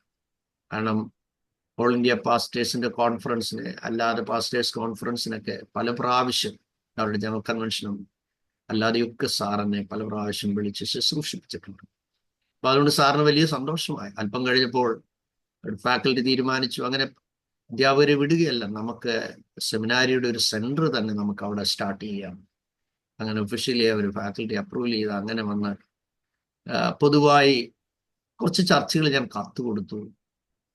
ദൈവമക്കളെ, ഓട്ടോ ഡ്രൈവർമാർ, പെയിന്റർമാർ, കൂലിപ്പണിക്കാർ, ടാപ്പിംഗ് തൊഴിലാളികൾ, ഇങ്ങനെ കൂലിവേലക്കാരായ 30-ൽ പരം ആളുകൾ ദൈവവചനം പഠിക്കാം. ഇന്റർവ്യൂവിന് വന്നപ്പോൾ പല ആളുകളും എഴുത്തും വായന അറിയത്തില്ല, പക്ഷെ പഠിക്കണമെന്ന് ആഗ്രഹമുണ്ട്. അഡ്മിഷൻ തരുമോ? ഞാൻ പറഞ്ഞ് കേൾക്കാൻ കാതുണ്ടോ? ഉണ്ട്. സംസാരശേഷി ഉണ്ടോ? ഉണ്ട്. പോരാ പറഞ്ഞു. അവരൊക്കെ നല്ല കൃപാവരങ്ങളുടെ ശുശ്രൂഷ ചെയ്യുന്നവരാണ്. സ്വന്തം പേരെഴുതാൻ അറിയാത്തവർ വന്ന് പഠിച്ചിട്ട് അവരൊക്കെ ധാരാളം ആത്മാക്കളെ നേടി. അങ്ങനെ ഇരിക്കുമ്പോൾ കർത്താവ് എന്നോട് പറഞ്ഞു, ഞാനിങ്ങനെ ഒരു ദിവസം ഇങ്ങനെ സ്ട്രീറ്റിലൂടെ നടക്കുക, കർത്താവെ ഞങ്ങൾ ഇങ്ങോട്ട് ഷിഫ്റ്റ് ചെയ്യണമല്ലോ, എവിടെയാ പാർക്കേണ്ടത്? അപ്പൊ ഞാനിങ്ങനെ വേർത്ത് ക്ഷീണിതനായി ഒരു ബദാമിന്റെ കീഴിൽ ഇങ്ങനെ വന്ന് നിന്നപ്പോൾ എന്നോട് ദൈവാത്മാവ്, നീ മേളിലോട്ട് നോക്ക്. ഞാൻ നോക്കിയപ്പോൾ താഴെ കടകളാണ്, വർഷാപ്പിന്റെ കടയുണ്ട്, മേളിൽ രണ്ട് ഫ്ലാറ്റ് ഉണ്ട്. അപ്പൊ ദൈവാത്മാവിനോട് പറഞ്ഞു, ഈ ഒരു ഫ്ലാറ്റിൽ ആളില്ല, ഇപ്പുറത്തെ ആളുണ്ട്, ഇത് ഞാൻ നിനക്ക് വേണ്ടി താമസിക്കായിട്ട്.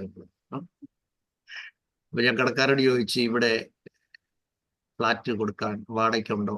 ഇവിടെ ഒന്നും ഇല്ലെന്നു. ദൈവാത്മാവിനോട്, നീ അത് വിശ്വസിക്കരുത്, നീ കയറി മേളിൽ ചോദിക്കാം. അവരോട് ചോദിച്ചപ്പോൾ പറഞ്ഞു, ഈ ഫ്ലാറ്റ് കാലിയാണ്. എൻ്റെ ഉടമസ്ഥനെ ചെന്ന് കാണാൻ ദൈവാത്മാവിനോട് പറഞ്ഞു. ഉടമസ്ഥനെ ചെന്ന് കണ്ട് കാര്യം പറഞ്ഞു. അദ്ദേഹത്തിന് സന്തോഷം. അദ്ദേഹം ഒരു മാർത്തോമാക്കാരനാണ്, ഒരു എഞ്ചിനീയർ, നോർത്ത് ഇന്ത്യയിൽ ഒത്തിരി വർഷം ഉണ്ടായിരുന്നു. അയാൾ പറഞ്ഞു, വളരെ സന്തോഷം. ഞാൻ പറഞ്ഞു, എൻ്റെ കുഞ്ഞുങ്ങളുടെ എഡ്യൂക്കേഷന് വേണ്ടി ഞാൻ ഇവിടെ വരിക. അപ്പോൾ ഞാൻ ആ ഡോറ് അവർ തുറന്ന് കാണിച്ച്, ഡോറ് തുറക്കുമ്പോൾ നേരെ ഓപ്പോസിറ്റ് റോഡാണ്, അതിന് നേരെ അപ്പുറത്തായിട്ട് സ്കൂളാണ്. അപ്പൊ ദൈവത്തിന്റെ ആത്മാവ് എന്നോട് പറഞ്ഞു, നിന്റെ മകൻ ഈ സ്കൂളിൽ +1ഉം +2ഉം പഠിക്കും. വൈഫ് അറിയുന്നില്ല, മക്കൾ അറിയുന്നില്ല. ഞാൻ അത് വിശ്വാസത്താൽ റെന്റിനെടുത്ത്, ഞാൻ അവരോട് പറഞ്ഞിട്ടില്ല. അപ്പൊ ഞാൻ കർത്താവിനോട് പറഞ്ഞ, കർത്താവ്, ഇനി അങ്ങ് തന്നെ അവരോട് സംസാരിക്കണം. അപ്പോൾ അവരവിടുന്ന് പുറപ്പെടും. ഞാനതെടുത്ത് 2 മാസം കഴിഞ്ഞപ്പോൾ ഒരു ദിവസം ഈ സ്ഥലം കൊണ്ടുവന്ന് മോനെ കാണിച്ചപ്പോൾ മോനോട് പറഞ്ഞു, അപ്പ ഇനി ഞാൻ നമ്മുടെ സ്വന്തം വീട്ടിൽ താമസിക്കുന്നില്ല, ഞാനിവിടെ താമസിക്കുക. സ്തോത്രം. അങ്ങനെ ഞങ്ങൾ അങ്ങോട്ട് മൂവ് ചെയ്തു. അപ്പൊ ഞാൻ ആ സ്കൂളിൽ ചെന്നു. അപ്പൊ ഇവന് മാത്സ് വേണ്ട, മാത്സ് ഇഷ്ടമല്ല, പക്ഷേ സയൻസ് ഗ്രൂപ്പ് വേണം. ഞാൻ ആ സ്കൂളിൽ ചെന്ന് പറഞ്ഞു. സ്കൂളിലോട്ട് പോകുമ്പോൾ ദൈവാത്മാനോട് പറഞ്ഞു, ഈ സ്കൂളിലാണ് നിന്റെ മകൻ പഠിക്കാൻ പോകും. ഇവിടെ പഠിത്തം കഴിയുമ്പോൾ ഞാൻ ഇവനെ ഇവിടുന്ന് കാനഡയ്ക്ക് അയക്കും. അപ്പോൾ ഞാൻ ദൈവത്തോട് പറഞ്ഞു, കർത്താവേ, പ്രിൻസിപ്പലിനെ ചെന്ന് കണ്ടപ്പോൾ പറഞ്ഞു, മാത്സ് ഇല്ലാത്ത അഡ്മിഷൻ ഇവിടെ ഇല്ല, ഇവിടെ മാത്സ് ഇല്ലാത്ത സയൻസ് ഗ്രൂപ്പില്ല. ഞാനിങ്ങനെ, ദൈവം എന്നോട് സംസാരിച്ചതാണല്ലോ, കർത്താവ് പോസ്റ്റ് പറയത്തില്ലല്ലോ എന്നിങ്ങനെ പ്രാർത്ഥിച്ച് നടന്ന് ആ സ്കൂളിന്റെ ഗേറ്റിന് പുറത്തേക്ക് ഇറങ്ങുമ്പോൾ ദൈവാത്മാ എന്നോട് ഒരു കാര്യം പറഞ്ഞു, ഒരിക്കൽ സംഭവിക്കുന്നതും മേലാൽ സംഭവിക്കാത്തതുമായത് നിന്റെ മകന് വേണ്ടി ഞാൻ ഈ സ്കൂളിൽ ചെയ്യും. സ്തോത്രം. 10 ദിവസം കഴിഞ്ഞപ്പോൾ ദൈവാത്മാനോട് പറഞ്ഞു, ഇനിയും നീ ആ സ്കൂളിൽ ചെല്ലാൻ പറഞ്ഞു. ചെന്നപ്പോൾ പഴയ പ്രിൻസിപ്പൽ ട്രാൻസ്ഫർ ആയിപ്പോയി, പുതിയ ആളാണ്. അപ്പൊ ഞാൻ പറഞ്ഞു, സാറേ, ഞാനൊരു മിഷണറിയാ, എൻ്റെ കുഞ്ഞിന് സയൻസിന്റെ ഗ്രൂപ്പ് വേണം, പക്ഷെ മാത്സ് പറ്റത്തില്ല. അപ്പൊ പുള്ളി എന്നോട് പറഞ്ഞു, CBSE ഇവിടെ നമുക്ക് അല്ലാത്ത ഇല്ല, പക്ഷേ ഞാനൊന്ന് അപ്ലൈ ചെയ്ത് നോക്കാം, കമ്പ്യൂട്ടർ സയൻസ് അതിന് പകരം എടുക്കാൻ പറ്റുമോ എന്ന് ഒന്ന് അപ്ലൈ ചെയ്ത് നോക്കാം. അവര് സാങ്ഷൻ തരികയാണെങ്കിൽ ഫസ്റ്റ് അഡ്മിഷൻ തരാൻ പറഞ്ഞു. പിറ്റേ ആഴ്ച, അന്ന് തന്നെ പുള്ളി മെയിലിട്ടു. പിറ്റേ ആഴ്ച ഞാൻ അവിടെ ചെന്ന് പറഞ്ഞു, ഓക്കെ, ഫസ്റ്റ് അഡ്മിഷൻ നിങ്ങൾക്കായി. സ്തോത്രം. എന്നാൽ പിറ്റേ വർഷം അത് ക്യാൻസലായി. ആ ഒരു ബാച്ചിന് മാത്രമേ ഉണ്ടായിരുന്നു. അപ്പം ദൈവാത്മാവിനോട് പറഞ്ഞെന്താ, ഒരിക്കൽ സംഭവിക്കണം, മേലാൽ സംഭവിക്കാത്ത. ഞാൻ +2 അവിടെ കഴിഞ്ഞു. അവിടുന്ന് പിന്നെ കാനഡയ്ക്ക് ദൈവം പറഞ്ഞ പോലെ അയച്ചു. പിന്നെ അത് കഴിഞ്ഞ് ചൈനയിൽ പഠിച്ച്, പിന്നെ പാകിസ്ഥാൻ, അർമേനിയയിൽ പഠിച്ചിപ്പോൾ എന്നോട് പോകുന്നുണ്ട്. കർത്താവിൻ്റെ വേല ചെയ്യുക എന്നുള്ളത് മാത്രമേ ഉള്ളൂ. അവൻ്റെ ജീവിതത്തിൽ വേറെ ആഗ്രഹമൊന്നുമില്ല. അവൻ മെഡിസിൻ പ്രോഗ്രാം കഴിഞ്ഞിറങ്ങി. പ്രാർത്ഥന നോക്കുക. അപ്പൊ ഇങ്ങനെ ആ ദൈവം നടത്തിയ വിധങ്ങൾ ഞാൻ നിങ്ങളോട് പങ്കുവയ്ക്കുന്നു. പിന്നെ എത്തിയതിൽ ആ ഭവനമൊക്കെ വിറ്റ്, കഴിഞ്ഞ ദിവസങ്ങളിൽ ഞാൻ നിങ്ങളെ കാണിച്ചല്ലോ, 100 കണക്കിന് ഹാൻഡ് മൈക്കുകൾ മേടിച്ച്, 10-25,000 വാട്ട് സൗണ്ട് സിസ്റ്റവും മേടിച്ച്, വാഹനങ്ങളും മേടിച്ച്, ഇങ്ങനെ ആയിരക്കണക്കിന് സ്ഥലങ്ങളിൽ സുവിശേഷീകരണം നടത്താൻ ഇടയായി. ഇപ്പൊ ഞങ്ങൾ താമസിക്കുന്ന റെന്റഡ് ഹൗസ്. അപ്പോൾ ഞാൻ പറഞ്ഞു വന്ന കാര്യം, നെഹമ്യാവിന്റെ ജീവിതത്തിൽ ഒത്തിരി പ്രശ്നങ്ങളെ ഫേസ് ചെയ്തു. നമ്മള് നോക്കുക, ഇനി 4-ാമത്തെ അധ്യായത്തിൽ നമ്മൾ കാണുന്നത് കൂടുതൽ എതിർപ്പുകൾ നെഹമ്യാവ് നേരിടുന്നതായിട്ടാണ് കാണുന്നത്. എന്തൊക്കെ എതിർപ്പുകളാണെന്ന് നിങ്ങൾക്ക് ഓർമ്മയുണ്ടല്ലോ. ഗവർണർമാരിൽ നിന്നുള്ള എതിർപ്പുണ്ടായി. പ്രമാണിമാരായവർ കർത്താവിന്റെ വേലയ്ക്ക് ചുമല് കൊടുത്തില്ല. ഓക്കെ. വ്യാജ പ്രവചനങ്ങൾ, അത് പ്രവാചകന്മാരെ ധാരാളം എഴുന്നേൽപ്പിച്ചു. 10 പ്രാവശ്യം അതെ ആത്മീയ വേഷമിട്ട് ഇൻവിറ്റേഷൻ കൊടുക്കുന്നു തന്നെ കൊല്ലാനായിട്ട്. അരയിൽ ആയുധം ധരിച്ചുകൊണ്ട് വരെ കുളിക്കേണ്ട സാഹചര്യങ്ങൾ വരുന്നു. പിന്നെ അപവാദം ഒന്നിനു പുറകെ ഒന്നായി. യുദ്ധത്തിന് തയ്യാറായ ആളുകൾ വരുന്നു. പിന്നെ നിന്നയും പരിഹാസവും തുടർമാനമായിട്ട് വരുന്നു. ഉറക്കമില്ലാത്ത രാത്രികൾ. എത്ര ദിവസം കൊണ്ടാണ് മതിൽ പണി പൂർത്തീകരിച്ചത്? 52 ദിവസം കൊണ്ട്. Praise God. അപ്പോൾ എതിർപ്പുകളുടെ നടുവിൽ താൻ സൗമ്യനായി, വളരെ പ്രാർത്ഥന സാന്നിധ്യത്തിൽ എല്ലാത്തിനെയും ജയിപ്പാനിടയായി തീർന്നു എന്ന് നമുക്ക് കാണാം. തൻ്റെ ടീം വർക്കിനെ കുറിച്ചൊക്കെ നമ്മൾ വ്യത്യസ്തമായ എപ്പിസോഡുകൾ ഒത്തിരി ക്ലാസ്സുകളിൽ ഞാൻ നിങ്ങൾക്ക് തന്നിട്ടുണ്ട്. ഞാനതുകൊണ്ട് അത് ആവർത്തിക്കുന്നില്ല. 5:1 മുതൽ 19 വരെ കാണുന്നത് അവിടെയുള്ള നെഹമ്യാവിന്റെ പ്രവൃത്തികളും പാവപ്പെട്ടവരുടെ കഷ്ടപ്പാടുകളും ഒക്കെ അവിടെ നമ്മള് ദൃശ്യമാകുന്നുണ്ട്.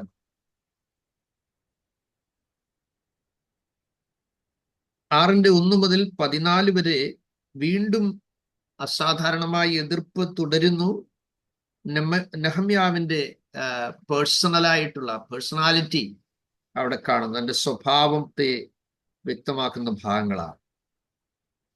6-ാം അധ്യായം 15 മുതൽ 19 വരെയുള്ള വാക്യങ്ങളിൽ മതിലിന്റെ പണി പൂർത്തിയാകുന്നു. മതിലിന്റെ പണി പൂർത്തിയാകുകയാണ്. 7:1 മുതൽ 3 വരെയുള്ള കാര്യങ്ങൾ യെരുശലേമിനെ സംരക്ഷിക്കാനുള്ള പദ്ധതികൾ താൻ ആവിഷ്കരിക്കുകയാണ്. യെരുശലേമിനെ സംരക്ഷിക്കാനുള്ള പദ്ധതികൾ താൻ ആവിഷ്കരിക്കുകയാണ്. 7:4 മുതൽ 73 വരെയുള്ള വാക്യങ്ങളിൽ തിരികെ വന്ന പ്രവാസികളുടെ പട്ടിക നെഹമ്യാവ് കണ്ടുപിടിക്കുകയാണ്. തിരികെ വന്ന പ്രവാസികളുടെ പട്ടിക നെഹമ്യാവ് കണ്ടുപിടിക്കുന്നു. ഓക്കെ. 8-ാം അധ്യായം 1 മുതൽ 12 വരെയുള്ള വാക്യങ്ങളിൽ എസ്രാ ജനത്തിനു വേണ്ടി ദൈവത്തിന്റെ ന്യായപ്രമാണം വായിക്കുന്നതായിട്ടാണ് കാണുന്നത്. 8-ാം അധ്യായം 1 മുതൽ 12 വരെയുള്ള വാക്യങ്ങളിൽ എസ്രാ ജനത്തിനു വേണ്ടി ദൈവത്തിന്റെ ന്യായപ്രമാണം വായിക്കുന്നു എന്നുള്ളത്. ദൈവവചനം കേൾക്കുവാനായിട്ട് ആഫ്റ്റർ 70 years ഇവരെ മുഴുവൻ ഗ്യാദർ ചെയ്യുന്നു. വൃദ്ധനായ എസ്രാ ശാസ്ത്രി ന്യായപ്രമാണ പുസ്തകം കൊണ്ടുവരുവാനായി പറഞ്ഞ് തൻ്റെ ഇടത്തും വലത്തും പല ശിഷ്യന്മാരെ നിർത്തിക്കൊണ്ട് ദൈവത്തിന്റെ വചനം ഗ്രഹിപ്പാൻ പ്രാപ്തിയുള്ള എല്ലാവരെയും നെക്സ്റ്റ് 6 days കണ്ടിന്യൂലി രാവിലെ മുതൽ ഉച്ചവരെ ദൈവത്തിന്റെ വചനം വായിച്ച് കേൾക്കുകയും അവർ മുഴുവൻ കരയുകയും ഒക്കെ ചെയ്യുന്ന സംഭവം നമ്മൾ കാണുന്നു. എത്ര മാധുര്യമുള്ള ഒരു കാര്യമാണല്ലേ. ദൈവമേ, നിന്റെ വചനം എൻ്റെ അണ്ണാക്കിന് എത്ര മാധുര്യം, അതിൽ തേനിലും തേൻകട്ടയേക്കാൾ മധുരമുള്ളു. അത് വചനം, തിരുവചനം, മഹാദൈവത്തിന്റെ വചനം, അത് ദൈവത്തിന്റെ ശ്വാസമത്രേ എന്ന് വചനത്തിൽ കാണും. മനുഷ്യർ ഗുണീകരണം പ്രാപിപ്പാനും അത് സൽപ്രവർത്തികൾക്ക് വകതിരിവ് പ്രാപിപ്പാനും കൂടെയാണ് ഈ തിരുവചനം. ഇത് വായിച്ചു കേൾക്കുന്നവനും കേൾപ്പിക്കുന്നവനും എഴുതിയിരിക്കുന്ന പ്രമാണിക്കുന്നവനും ഭാഗ്യവാനെന്നും നമ്മൾ കണ്ടു. ഈ വചനത്തിങ്കിൽ മനസ്സ് തകർന്നവരും അരിഷ്ടരും അതിനുമുമ്പിൽ വിറയ്ക്കുന്നവരുമായവരെ ഞാൻ കടാക്ഷിക്കുന്നു എന്ന് ദൈവവചനം പറയുന്നു.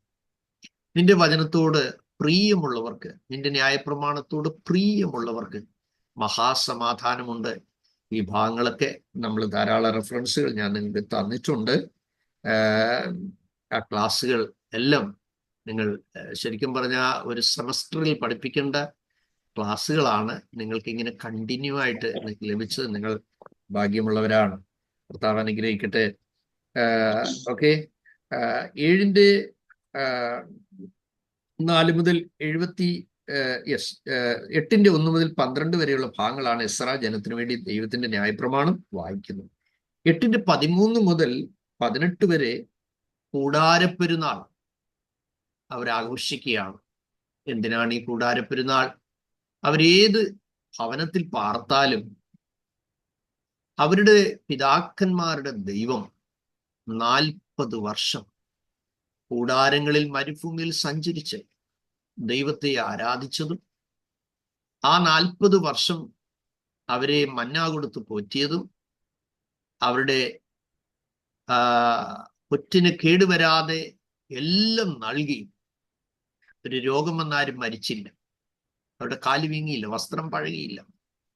സെൻട്രലൈസ് AC കൊടുത്താണ് അവരെ കൊണ്ടുവന്നത്. ഒറ്റ ലൈറ്റേ ഉള്ളൂ, 40 ലക്ഷം പേർക്ക് വെട്ടാം. കാരണം മേളിലുള്ള ആ മേഘം രാത്രിയാവുമ്പോൾ, സന്ധ്യയാവുമ്പോൾ അത് തീയായിട്ട് മാറും. നേരം പുലരുമ്പോൾ അത് മേഘമായിട്ട് നിൽക്കും. അത് അഗ്നിസ്തംഭമായി മേഘസ്തംഭമായി നടക്കും. എത്ര മനോഹരമായ ഒരു അനുഭവം അതല്ലേ. ആ തീ വിളിച്ചു പറയുന്നു, മക്കളെ ഞാൻ നിങ്ങളുടെ നടുവിൽ ഉണ്ട്. ആ തണൽ വിളിച്ചു പറയുന്നു, നീ വാടാൻ ഞാൻ സമ്മതിക്കത്തില്ല. ആ ദൈവത്തിന്റെ പ്രസൻസ് അല്ലേ. ചോരത്തിൽ ആചരിച്ചവന് മാത്രമേ മരുഭൂമിയിൽ ആരാധന കാണുക. മിസ്രൈം വിട്ടവന് മാത്രമേ ഇതൊക്കെ ഉള്ളൂ. ഞാൻ നിങ്ങളോട് പറഞ്ഞു, ഈ ദൈവം നമ്മളെ വിളിച്ചിറക്കിയതിന്റെ ഉദ്ദേശം, എസ്പെഷ്യലി ഓൾഡ് ടെസ്റ്റ്മെന്റിൽ നമ്മൾ കാണുമ്പോൾ അവരെ വിളിച്ചതിന്റെ ഉദ്ദേശം എന്നെ ആരാധിപ്പാൻ, എൻ്റെ ജനത്തെ വിട്ടയക്കാൻ. നമ്മൾ എന്തിനാ ഇറങ്ങിത്തിരിച്ചത്? വീട് മേടിക്കാനും കാർ മേടിക്കാനും പെണ്ണിനെ കെട്ടിക്കാനും പ്രൊമോഷൻ കിട്ടാനും കുറെ കാശ് ഡിപ്പോസിറ്റ് ചെയ്ത് ജീവിക്കാനുമാണോ? ഇതെല്ലാം എൻ്റെ പുറകെ വരും, അത് വേറെ കാര്യം. പക്ഷേ പ്രൈമായിട്ടുള്ള പർപ്പസ് എന്തായിരുന്നു? വർഷിപ്പ് ഗാഡ്, ദൈവത്തെ ആരാധിക്കും. സെൽ ഗ്രൂപ്പിലോ ഞായറാഴ്ച ദിവസമോ കോട്ടേജ് മീറ്റിങ്ങിനോ മാത്രമാണോ? അല്ല, ജീവിതം മുഴുവൻ രക്ഷിക്കപ്പെടുന്ന നാള് മുതൽ നിത്യത വരെയും തുടരുന്ന ഒരു കാര്യമാണ് ആരാധന. ആരാധന ഒരു റെവലേഷനാണ്. ദൈവമായി കണക്റ്റഡ് ആയ ഒരു വ്യക്തിക്ക് മാത്രമേ 24/7 കമ്മ്യൂണിക്കേറ്റ് ചെയ്യാൻ പറ്റും. ഈവൻ ഉറങ്ങുമ്പോഴും ദാവീദ് പറയുന്നു, എൻ്റെ അന്തരംഗം എന്നോട് സംസാരിച്ചുകൊണ്ടേയിരിക്കും. ദൈവത്തിന്റെ കണ്ണെപ്പോഴും തങ്ങൾ ഏകാഗ്ര ചിത്തന്മാരായിരിക്കുന്നവർക്ക് വേണ്ടി തന്നെത്താൻ ബലവാനത് കാണിക്കേണ്ടതിന് ഭൂമിയിലൊക്കെ ഊടാടിക്കൊണ്ടിരിക്കുകയാണ്. ദൈവത്തിന്റെ കാണും. നിങ്ങളായിരിക്കുന്ന സ്ഥലത്ത് കർത്താവ് നിങ്ങളെ വാച്ച് ചെയ്യുന്നു എന്നുള്ള ബോധ്യം നിങ്ങളെ ഭരിച്ചാൽ അതിൽ കൂടുതൽ എന്താ നിങ്ങൾക്ക് ആവശ്യം? നിങ്ങളുടെ പേഴ്സണൽ വിഷയങ്ങൾക്ക് സ്തോത്രം ചെയ്താൽ മതി. വീട്ടിൽ വന്നോളൂ എന്നേ. 100 അനുഭവങ്ങൾ ഞങ്ങൾക്കുണ്ട്. 100 അനുഭവങ്ങൾ. മിഷണറി ഓർമ്മകൾ എല്ലാം പറയാൻ പറ്റില്ലല്ലോ. സ്തോത്രം. അതുകൊണ്ട് ആ ഒരു കൂടാരപ്പെരുന്നാളിന് അവര് തനിയെ വീട് വിടണം, എല്ലാവരും ഇറങ്ങണം. വന്നിട്ട് എന്ത് ചെയ്യണം? ഇങ്ങനെ ഒരു ടെമ്പററി ഹട്ടിലായിരുന്നു 40 വർഷം എന്നറിയണം. സ്തോത്രം. ഈ അതിമനോഹരമായ വീടുകളൊക്കെ പണിതേച്ച് വീടില്ലാത്ത ആളുകളെ കാണുമ്പോൾ അഹങ്കരിച്ചു പോകാൻ നമ്മുടെ മനസ്സിനെ അനുവദിക്കരുത്. നടന്നു പോകുന്ന ആളുകളെ കാണുമ്പോൾ, വില കൂടിയ വാഹനത്തിൽ പോകുന്നവർ, മനസ്സിൽ ഒരിക്കലും നമ്മൾ അവരെ പുച്ഛിക്കരുത്. സ്തോത്രം. നമ്മുടെ ബാല്യകാലത്തിൽ നമ്മൾ ജീവിച്ച രീതികൾ മറക്കരുത്. സ്തോത്രം. അന്ന് നല്ല വസ്ത്രം ഇല്ല. മൂത്തവര് അതെ, ഇളയവര് മൂത്തവരുടെ വസ്ത്രം ഇടുന്നു. 10-40 വർഷത്തിന് മുമ്പ് എൻ്റെ ഓർമ്മ അങ്ങനെ അറിയാം. അതുകൊണ്ട് ചെന്ന് പഞ്ചറായ ബാക്ക് വശമൊക്കെ തയ്യക്കാരൻ്റെ കൈ കൊണ്ട് കൊടുത്ത് പഞ്ചറൊക്കെ അടിച്ചു കൊണ്ടുവന്നാണ് അന്നത്തെ കാലത്ത് ഇട്ടു. ഇന്ന് ധരിക്കാൻ നമുക്ക് ആവശ്യത്തിന് വസ്ത്രം തന്ന ദൈവത്തെ എത്ര സ്തുതിക്കും. അന്ന് എന്തുടുക്കും എന്ന് കരഞ്ഞ സമയങ്ങളില്ലേ? ഇന്ന് അലമാരി തുറന്നാൽ കൺഫ്യൂഷനായി, ഏതാ ഉടുക്കേണ്ടി. അന്ന് എന്തുവാ തിന്ന് എന്ന് ചിന്തിച്ച നിമിഷങ്ങളില്ലേ? ഇന്ന് സ്റ്റാർട്ടർ മുതൽ തുടങ്ങും, ഓർഡർ ചെയ്യാൻ പറയും അല്ലേ? ഇന്ന് ഏത് തിന്നും എന്ന ചിന്തയിലേക്ക് വന്നു. So remember the days of your old. വചനം അങ്ങനെ പറയുന്നു. മുൻ തലമുറയുടെ സംവത്സരങ്ങളെ ചിന്തിക്കണം. ദൈവം അവരോട് റിമൈൻഡ് ചെയ്യിപ്പിക്കുക, നിങ്ങൾ തിരിച്ചു വന്ന് ഈ കൂടാരങ്ങളിൽ പാർത്ത് നിങ്ങൾ ആനന്ദിക്കണം. അപ്പൊ നന്ദിയുള്ള ഒരു ഹൃദയം ഉണ്ടാവും. കൊറോണ വന്നപ്പോൾ നമുക്കറിയാമല്ലോ, പത്തനംതിട്ട 150 പവനം ലക്ഷക്കണക്കിന് രൂപയും വീടുൾപ്പെടെയാണ് പമ്പയാറ്റിപ്പോയത്. മനുഷ്യരോട് മിണ്ടാതെ പരസ്പരം കാണാൻ കഴിയാത്ത കൂറ്റൻ മതിൽ പണിതവരായിരുന്നു. അവരും കഞ്ഞിക്ക് വേണ്ടി സാധാരണക്കാരന്റെ കൂട്ടത്തിൽ ക്യൂ നിന്നു. സഹോദരങ്ങളെ, ഒരിക്കലും നമ്മുടെ മനസ്സിൽ ഒരു ദുരഭിമാനം കയറാൻ സമ്മതിക്കുന്നു. സ്തോത്രം.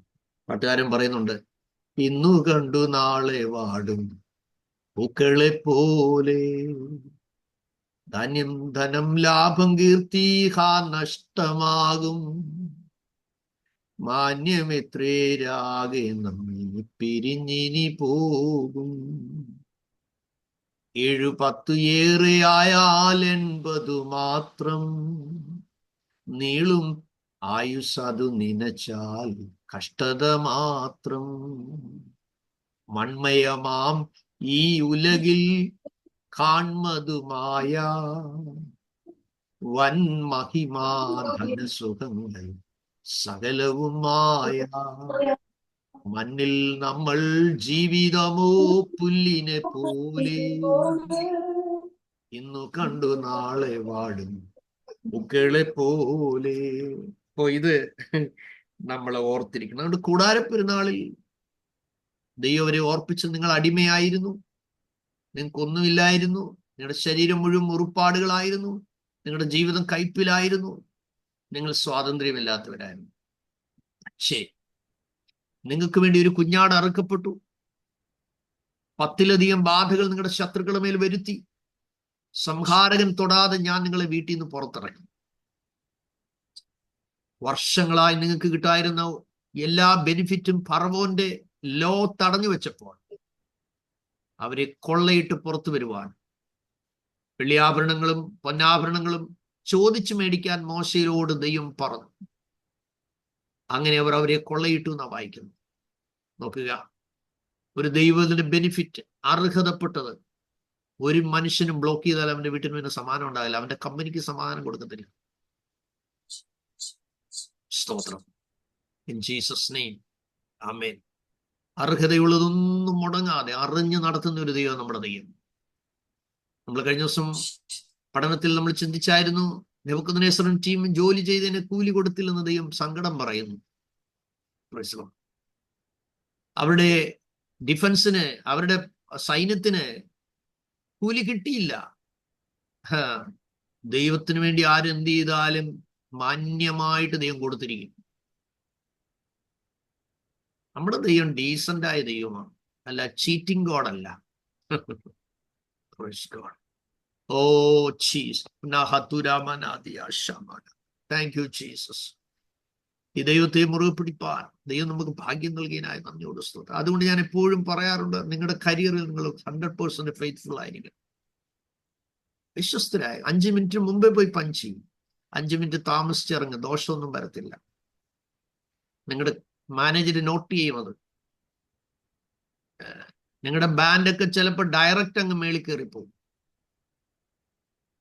കാര്യം എന്താണെന്നറിയാം, അവർക്ക് ഇഷ്ടപ്പെട്ടു കഴിഞ്ഞാൽ ആക്കും പിടിച്ചു.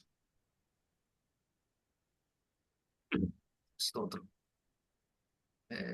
ഈ അടുത്ത സമയത്ത് എന്നോട് ദുബൈയിലെ ഒരു കമ്പനിയിലെ റിക്രൂട്ട് ചെയ്യുന്ന ആൾ പറഞ്ഞു, ഒരു 4000 ദിർഹംസ് തരാം, വന്ന് ഹോസ്പിറ്റലിൽ ജോലിക്ക് കയറുന്നു എന്ന് ചോദിച്ചു.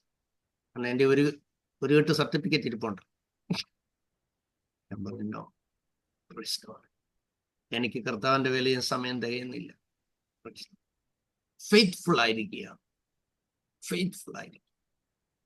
മനുഷ്യരെ ദൃഷ്ടി സേവയാലല്ല, നമ്മുടെ യജമാനൻ സ്വർഗത്തിലുള്ളത് കൊണ്ട് നിങ്ങൾ കിട്ടിയിരിക്കുന്ന ചെറിയ കെയർ ഗിവർ ആയിട്ടാണോ, നഴ്സിംഗ് അസിസ്റ്റന്റ് ആയിട്ടാണോ, GNM ആയിട്ടാണോ, അത് നിങ്ങൾ RN ആയിട്ടാണോ, ഏത് പോസ്റ്റും ആയിട്ട്, അല്ലെ നേഴ്സ് മാനേജർ ആയിക്കോട്ടെ, അല്ലെ ഇൻചാർജ് ആയിക്കോട്ടെ, എന്തോ ആയിക്കോട്ടെ, എവിടെ നിങ്ങളെ ആക്കിയാലും നിങ്ങൾ മുഖാന്തരം ആ കമ്പനി, ആ ഹോസ്പിറ്റൽ, ആ ഡിപ്പാർട്ട്മെന്റ് വളരെ ബ്ലസ്ഡ് ആണ്. ആമേൻ. അതുകൊണ്ട് കൂടാരങ്ങളിൽ അവർ പാർക്കാൻ ദൈവം അവരോട് പറഞ്ഞു. അപ്പൊ നമ്മൾ എപ്പോഴും ഓർത്തോണം, നമ്മൾ വീട്ടിൽ പാർക്കുന്നെങ്കിൽ സ്വർഗീയ വീടായിരിക്കണം നമ്മുടെ അകത്ത് പാർക്കേണ്ടത്. നിത്യതയുടെ ഭവനത്തിന്റെ കാഴ്ചപ്പാടോടെ നിങ്ങൾ പാർക്കാം.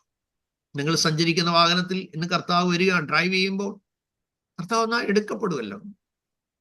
അപ്പൊ ഈ പാട്ടവണ്ടിയെല്ലാം നാളെ തുരുമ്പെടുത്ത് പോകുന്നേ. എത്ര ഉയർന്ന ലക്ഷറി ഹോം ആണെങ്കിൽ ഒരു കാറ്റിനും കുലുക്കിനും ഒക്കെ ഉള്ളൂ. ഇത് നമ്മുടെ മനസ്സിനകത്ത് എപ്പോഴും തളം കെട്ടി നിൽക്കണം. ഇത് ദൈവത്തിന്റെ ദാനമാണ്, ഇത് ദൈവത്തിന്റെ സംഭാവനയാണ്, എൻ്റെ ദൈവത്തിന്റെ എല്ലാം, everything. Don't put your mind upon your materialistic blessings. നിങ്ങളുടെ ഭൗതിക ലാഭങ്ങളുടെ മേൽ ഒരിക്കലും, വീട് വെക്കുന്നവർ, ഇനി വെക്കാൻ പ്ലാൻ ചെയ്യുന്നവർ ഒരിക്കലും മത്സരിച്ച് വീട് വെക്കരുത്. നിങ്ങൾ വെക്കുന്ന മുറി അത്രയും നിങ്ങൾക്ക് ആവശ്യമുണ്ടോ എന്ന് പരിശോധിക്കണം. സ്തോത്രം. അതിനുള്ള മക്കളെ നിങ്ങൾ നേരത്തെ ജനിപ്പിച്ചിട്ടുണ്ടോ, അല്ലെങ്കിൽ നിങ്ങൾക്ക് കൊച്ചുമക്കളുണ്ടോ? ഓർത്തോണം. ഒരു എഞ്ചിനീയർ എന്നോട് പറഞ്ഞ്, ഫസ്റ്റ് പലരും അപ്പുറത്ത് 1 കോടിയുടെ വീട് പണിയുന്നുണ്ട്, ഒരു 2.5 കോടിയുടെ ഒരു വീട് എനിക്ക് വേണം. മനസ്സിലായോ? ഇപ്പൊ വീട്ടിൽ ആളിലെ പട്ടിയുണ്ട്, വലിയ ഗേറ്റും ഉണ്ട്, റിമോട്ടും ഉണ്ട്, വണ്ടിച്ചോറ് വരെ കയറി ഇറങ്ങുക. ഓർത്തിരുന്നോണം. സ്തോത്രം. മണ്ണിൽ ഒരുപാട് പണം കുഴിച്ചിടരുത്. Spend your money for the perishing souls. സ്തോത്രം. നിങ്ങൾക്ക് ജീവിക്കാൻ ആവശ്യമുള്ളത് വേണം, നിങ്ങളുടെ തലമുറയ്ക്ക് ആവശ്യമുള്ളത് വേണം, അതെല്ലാം ഫെയ്ത്ത്ഫുൾ ആയിരിക്കുക.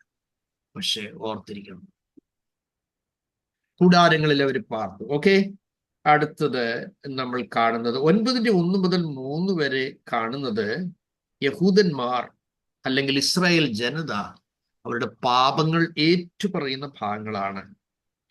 9:1 മുതൽ 3 വരെയുള്ള ഭാഗങ്ങൾ. പാപങ്ങൾ ഏറ്റുപറയാൻ കാരണമായി തീർന്നത് എങ്ങനെയായിരുന്നു?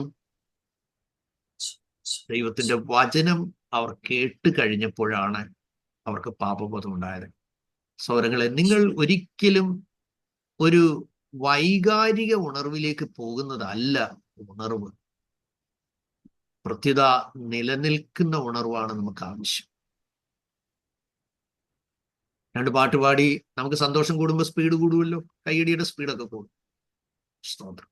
അതല്ല, കാരണം ഇംഗ്ലണ്ടിലെ ഒരു ശാസ്ത്രം കണ്ടുപിടിച്ച കൈയടിക്കുന്നവർക്ക് ആയുസ് കൂടുതലാണെന്ന്. പ്രോപ്പറായിട്ട് ബ്ലഡ് സർക്കുലേഷൻ നന്നായിട്ട് ഉണ്ടാകും. സ്തോത്രം. ഓർത്തിരുന്നോണം. പർപ്പസ് എന്താണ് നമ്മൾ കണ്ടത്? ദൈവത്തിന്റെ വചനം കേട്ടപ്പോൾ കൺഫസ് ചെയ്തു. മത്തായി 3:7 മുതൽ നമ്മൾ വായിക്കുന്നുണ്ട്, അന്ന് യെരൂശലേമിലും യഹൂദ്യ ദേശക്കാരൊക്കെയും യോർദാന്റെ ഇരുകരയിലുള്ള എല്ലാ നാട്ടുകാരും പുറപ്പെട്ടു വന്ന് തങ്ങളുടെ പാപങ്ങളെ ഏറ്റു പറഞ്ഞുകൊണ്ട് യോർദാൻ നദിയിൽ അവനാൽ സ്നാനമേറ്റു. തൻ്റെ സർമൺ ആരുടെയും മുഖത്ത് നോക്കിയിട്ട് അയ്യോ നമ്മൾ അങ്ങനെ പ്രസംഗിച്ചാലേ ഇന്ന് കവറിന്റെ കനം കുറയും, എത്രയോ കൺവെൻഷന് പ്രസംഗിച്ചിട്ട് ഞാൻ പൈസ മേടിക്കാൻ വന്നിട്ടുള്ള സ്റ്റോറീസ് ഉണ്ടോ പറയും. സ്തോത്രം. കാരണം അങ്ങനെയാണ് ദൈവത്തിന്റെ വചനം. മാനസാന്തര പ്രസംഗം എന്ന് പറയുന്ന ഒരു ചരമ പ്രസംഗമാണ്. സ്തോത്രം. ശരിക്കും പാപത്തിന് മരിക്കുകയും പുതിയ ജനനം നടക്കുകയും ചെയ്യുന്നതാണ്. മരണവും ജനനവും ഒന്നിച്ച് നടക്കുന്ന സമയമാണ് വീണ്ടും ജനന സമയം. സ്തോത്രം. ആമേൻ. ഡെത്തിന്റെ എന്ന് പറയുന്നതും ജനന ദിവസം ബർത്ത്ഡേ എന്നും പറയുന്നതാണ് ഈസിക്കൽ ടു ബോൺ അഗൈൻ ഡേ എന്ന് ഞാൻ പറയാറുണ്ട്. ജനനവും മരണവും നടക്കുകയും ജനനം നടക്കുകയും കൂടെ ഒന്നിച്ചു ചെയ്യുന്ന ഒരു സമയമാണ് വീണ്ടും ജനന സമയം. വീണ്ടും ജനിച്ചവർക്ക് മാത്രമേ പുതിയ സൃഷ്ടിയാകുന്നു. ഒരുവൻ ക്രിസ്തുവിലായാൽ ബാക്കി പറഞ്ഞാട്ടെ പുതിയ സൃഷ്ടിയായി. എന്നിട്ട് പറയുന്നത് എന്താ? പഴയത് കഴിഞ്ഞുപോയി, ഇതാ പുതിയതായി. അച്ഛൻ രക്ഷിക്കപ്പെട്ട ഒരു 90% മാറ്റമൊക്കെ ഉണ്ട്, അമ്മാമ്മ രക്ഷിക്കപ്പെട്ട ഒരു 60% മാറ്റമൊക്കെ ഉണ്ട്. അതൊക്കെ വൈകാരിക ബോധത്തിന്റെ മാറ്റങ്ങളാണ്. കോപം, പഴയ കോപം ഇപ്പോഴും ഉണ്ടോ? നിങ്ങളുടെ വീട്ടിൽ ഒരു പാമ്പ് വന്നിരിക്കട്ടെ, ഇച്ചിരി മണൽ വാരിയിട്ടാ മതി, ചേരയാന്ന് അന്നേരേ ഓടും. പത്തിക്കാരനാണ് ഓടത്തില്ല, അവൻ എഴുന്നേറ്റ് നിൽക്കും. സ്വഭാവ രൂപീകരണം പുതിയ സൃഷ്ടിയായെങ്കിലും നടക്കത്തുള്ളൂ. നമ്മുടെ ഈ ദിവസങ്ങളിലെ പിന്നിട്ട് 61 ക്ലാസ്സുകളിൽ ഓരോരുത്തരുടെയും ടെസ്റ്റ് മണി കേൾക്കും. എനിക്ക് വളരെ ദിവസനെ സന്തോഷമുണ്ട്. കർത്താവിന്റെ വചനം കേട്ടപ്പോൾ മാറ്റങ്ങൾ. അതിന് ലജ്ജിക്കരുത് സഹോദരങ്ങളെ. ആരോട് ക്ഷമ ചോദിക്കാനുണ്ടെങ്കിലും ചോദിക്കണം. ഞാൻ അഭിഷേകം പ്രാപിക്കുന്നത് തടസ്സം ഒരു വിഷയം ഉണ്ടായിരുന്നു. ഞാൻ അഭിഷേകം പ്രാപിക്കാനിരുന്നപ്പോൾ ഒരാൾ എന്നോട് പ്രാർത്ഥിച്ചിട്ട് പറഞ്ഞു, നിങ്ങൾക്ക് ഒരാളോട് ഒരു പ്രശ്നമുണ്ടെന്നോ. അപ്പൊ ഞാൻ ഇങ്ങനെ രാവും പോലും കരഞ്ഞുകൊണ്ട് കിടക്കുക അഭിഷേകം പ്രാപിക്കാൻ വേണ്ടി. അപ്പൊ ഞാൻ ഇങ്ങനെ ചതഞ്ഞ് നോക്കിയിട്ട് എനിക്ക് ആരോടും പ്രശ്നമില്ല. അപ്പൊ വീണ്ടും എന്നോട് പ്രാർത്ഥിച്ചിട്ട് പറഞ്ഞു, നിങ്ങൾക്കില്ലേ അദ്ദേഹത്തിനുണ്ടെന്ന് പറഞ്ഞു. അയ്യോ.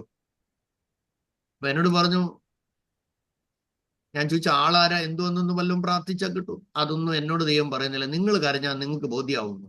പിന്നെ ഞാൻ അതിനു വേണ്ടിയുള്ള കരച്ചിലായി. കർത്താവേ, അങ്ങനെ ആരാ എന്നോട് പകയുള്ള ഒരാള്? ഞാനിങ്ങനെ കരഞ്ഞ് പ്രാർത്ഥിച്ചപ്പോ,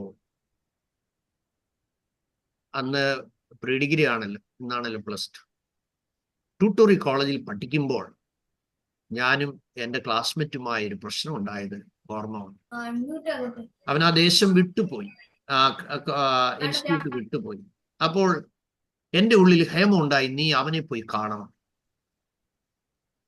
അങ്ങനെ പെട്ടെന്ന് ഞാൻ, കാരണം എനിക്ക് പ്രാപിക്കുന്നതിന് തടസ്സം എന്താണെന്ന് അറിയില്ലല്ലോ, ബോധ്യമായപ്പോൾ ഞാൻ ഓടി.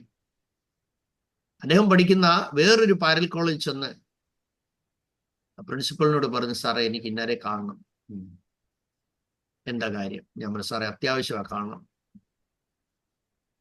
അപ്പോൾ പ്യൂണിനെ വിട്ട് വിളിപ്പിച്ച് എന്നെ കണ്ട ഉടനെ സിംഹത്തെ പോലെ എൻ്റെ മുമ്പിൽ ചാടി വീണു.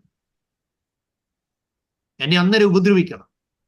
ഞാൻ സൗമ്യനായ അവിടെ നിന്നുകൊണ്ട് പറഞ്ഞു, എൻ്റെ ഭോഷത്വത്താൽ ഞാൻ അരുതാത്ത എന്തൊക്കെയോ നിന്നോട് പറഞ്ഞു. ഞാനിപ്പോൾ ദൈവവിളിയുള്ളവനായിരിക്കുകയാണ്. നിനക്ക് വേണ്ടി എന്നെ ഉപദ്രവിക്കാം, എന്തു വേണേലും ചെയ്യാം. പക്ഷേ ഞാൻ കർത്താവിൻ്റെ വേലയ്ക്ക് പോകുന്നതിന് മുമ്പായി ആരോട് പിണക്കുണ്ടെങ്കിലും അതിന് നിരപ്പ് പ്രാപിച്ച് ക്ഷമ പ്രാപിച്ച് എനിക്ക് പോകാൻ പറ്റത്തുള്ളൂ. അതുകൊണ്ട് എൻ്റെ പ്രിയപ്പെട്ടവൻ എന്നോട് ക്ഷമിക്കണം. എൻ്റെ ഭാഗത്ത് വീഴ്ച സംഭവിച്ചത്, എന്നോട് ക്ഷമിക്കണം. നീ എന്നെ ബ്ലസ് ചെയ്ത് വിടണമെന്ന്. ഇവൻ എന്നെ കെട്ടിപ്പിടിച്ച ഒരൊറ്റ കരച്ചില്. ദൈവത്തിന് മനുഷ്യന്റെ ഹൃദയങ്ങളിൽ പരിവർത്തിക്കാൻ എത്ര സെക്കൻഡ് വേണം? നമ്മൾ ദൈവശബ്ദത്തിന് മുമ്പിൽ കരഞ്ഞാൽ, വചനത്തിന് മുമ്പിൽ കരഞ്ഞാൽ, നമ്മുടെ പ്രതിയോഗിയെ ദൈവം നമ്മളോട് നിരപ്പിക്കും. നമ്മൾ ശരിയായാൽ നമ്മുടെ വിഷയങ്ങൾ ശരിയാവും. എന്നിട്ട് അദ്ദേഹം എന്നോട് പറഞ്ഞൊരു കാര്യം കേൾക്കണം. എന്ന് ഞാൻ കോളേജ് വിട്ടോ അന്ന് വൈകിട്ട് എൻ്റെ ആലയിൽ ഞാനൊരു കഠാര തീർപ്പിച്ചു. അപ്പൊ ഈ പ്രാർത്ഥിച്ചുകൊണ്ടിരുന്ന പ്രിയപ്പെട്ട എന്നോട് പറഞ്ഞത്, ഒരു പിച്ചാത്തി ഞാൻ കാണുന്നു, നിങ്ങളെ കൊല്ലാൻ ഒരു പിച്ചാത്തി ഒരുക്കി വെച്ചിരിക്കുന്നതെന്നാണ് പ്രാർത്ഥിച്ച ആള് പറഞ്ഞത്. എന്നോട് പറഞ്ഞു, നീ വന്നത് കാര്യമായി. എൻ്റെ ജീവിതത്തിൽ എന്തെങ്കിലും നിന്നെ കിട്ടിയാൽ നിന്നെ കൊന്നേ അടങ്ങൂ എന്നൊരു വാശി എൻ്റെ ഉള്ളിൽ ഉണ്ടായിട്ട്, അതേ ഒരു കൊല്ലനായി കുടുംബത്തിൽ ഞാനൊരു കഠാരം നിനക്ക് വേണ്ടി ഉണ്ടാക്കി വെച്ചിരുന്നു. ഏറ്റുപറച്ചിലിൽ ശത്രുവിന്റെ ആയുധവും തകരുന്നു, അല്ലേ? തിരിച്ചറിയുക. ഓക്കെ, അടുത്തത് ചാപ്റ്റർ 9 വേഴ്സ് ഫ്രം 5 to 37. 9ാം അധ്യായം അതിന്റെ 5 മുതൽ 37 വരെയുള്ള വാക്യങ്ങളിൽ ദൈവത്തിന്റെ മഹാപ്രവൃത്തികളെ ഓർത്തുകൊണ്ടുള്ള പ്രാർത്ഥനയാണ് നെഹമ്യാവിന്റെ. 9ാം അധ്യായം 5 മുതൽ 37 വരെയുള്ള ഭാഗങ്ങളിൽ ദൈവത്തിന്റെ മഹാപ്രവൃത്തികളെ ഓർത്തുകൊണ്ടുള്ള പ്രാർത്ഥനയാണ്. എനിക്ക് വരും ദിവസങ്ങളിൽ നിങ്ങളെ കൊണ്ട് എല്ലാം ഇനി നെഹമ്യാവിനെ കുറിച്ച് പ്രസംഗിപ്പിക്കണമെന്ന് ആഗ്രഹം. കർത്താവ് അനുഗ്രഹിക്കട്ടെ.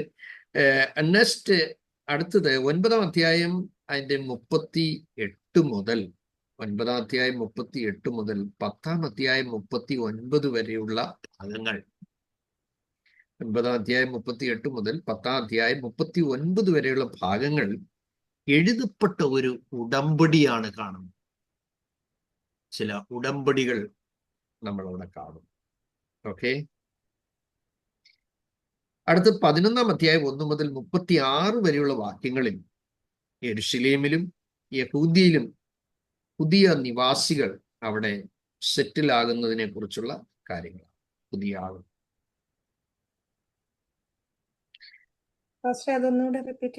യെരുശലേമിലും യഹൂദ്യയിലും പുതിയ നിവാസികൾ. 11ാം അധ്യായം 1 മുതൽ 36 വരെയുള്ള വാക്യങ്ങൾ.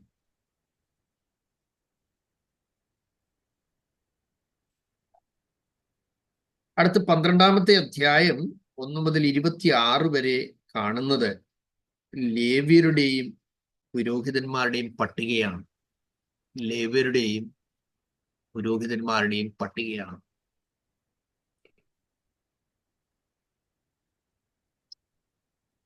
12ാം അധ്യായം 27 മുതൽ 43 വരെയുള്ള ഭാഗങ്ങളിൽ മതിലിന്റെ പ്രതിഷ്ഠയാണ് കാണുന്നത്. 12ാം അധ്യായം 27 മുതൽ 43 വരെയുള്ള വാക്യങ്ങളിൽ മതിലിന്റെ പ്രതിഷ്ഠ. 12ാം അധ്യായം 44 മുതൽ 47 വരെയുള്ള ഭാഗങ്ങളിൽ ആലയത്തിലേക്കുള്ള വഴിപാടുകളും സേവനങ്ങളും. ആലയത്തിലേക്കുള്ള വഴിപാടുകളും സേവനങ്ങളും. 13ാം അധ്യായം 1 മുതൽ 9 വരെ നെഹമ്യാവിന്റെ അസാന്നിധ്യത്തിൽ സംഭവിച്ച ചില കാര്യങ്ങളെ അദ്ദേഹം മനസ്സിലാക്കുകയും ഒഴിവാക്കേണ്ടത് ഒഴിവാക്കുകയും ചെയ്യുന്നു എന്നുള്ളതാണ്. 13ന്റെ 1 മുതൽ 9 വരെ നെഹമ്യാവിന്റെ അസാന്നിധ്യത്തിൽ അവിടെ സംഭവിച്ച ചില കാര്യങ്ങൾ തന്നെ മനസ്സിലാക്കുകയും ഒഴിവാക്കുകയും ചെയ്യുന്നു. 13ന്റെ 10 മുതൽ 31 വരെയുള്ള വാക്യങ്ങളിൽ നെഹമ്യാവിന്റെ നവീകരണ പദ്ധതികളാണ് കാണുന്നത്. നെഹമ്യാവിന്റെ നവീകരണ പദ്ധതികളാണ് കാണുന്നത്. ഓക്കെ, അപ്പൊ നിങ്ങൾക്ക് നെഹമ്യാവിന്റെ പുസ്തകത്തിന്റെ ഒരു ഉള്ളടക്കം നിങ്ങൾക്ക് ലഭിച്ചു. ഗ്രന്ഥകാരൻ നെഹമ്യാവ് എസ്രയാണെന്നും പറയുന്നുണ്ട്. യഹൂദ പാരമ്പര്യം അനുസരിച്ച് പറയുന്നത് അങ്ങനെയാണ്. ഓക്കെ, BC 430 ഇത് എഴുതിയത്. ഇന്ന് നമ്മൾ 13ാമത്തെ അധ്യായത്തിന്റെ 10ാം വാക്യം 11ാം വാക്യം നമ്മൾ ശ്രദ്ധിക്കുന്നു. നെഹമ്യാവിന്റെ പുസ്തകം 13ാം അധ്യായം 10, 11 വാക്യം. ലേവ്യർക്ക് ഉപജീവനം കൊടുക്കായികയാൽ വേല ചെയ്തിരുന്ന ചെയ്യുന്ന ലേവ്യരും സംഗീതക്കാരും ഓരോരുത്തരും താൻ്റെ നിലത്തിലേക്ക് പോയി കളഞ്ഞു എന്ന് ഞാൻ അറിഞ്ഞു. പ്രമാണികളെ ശാസിച്ചു. ദൈവാലയത്തെ ഉപേക്ഷിച്ച് കളഞ്ഞത് എന്ത് എന്ന് ചോദിച്ചു.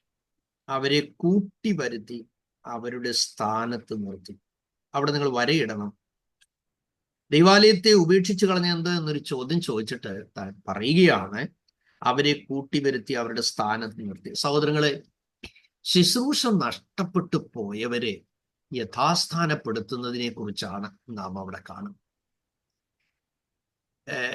ഒരിക്കൽ എൻ്റെ ഒരു സ്നേഹിതൻ, ഞങ്ങൾ ഒന്നിച്ച് ബൈബിൾ സ്കൂളിൽ പഠിച്ചതാണ്. ഞാനിങ്ങനെ നോർത്ത് ഇന്ത്യയിൽ നാട്ടിൽ വന്നപ്പോൾ എന്നോട് ഞാൻ ചോദിച്ചു എവിടെയായിപ്പോ?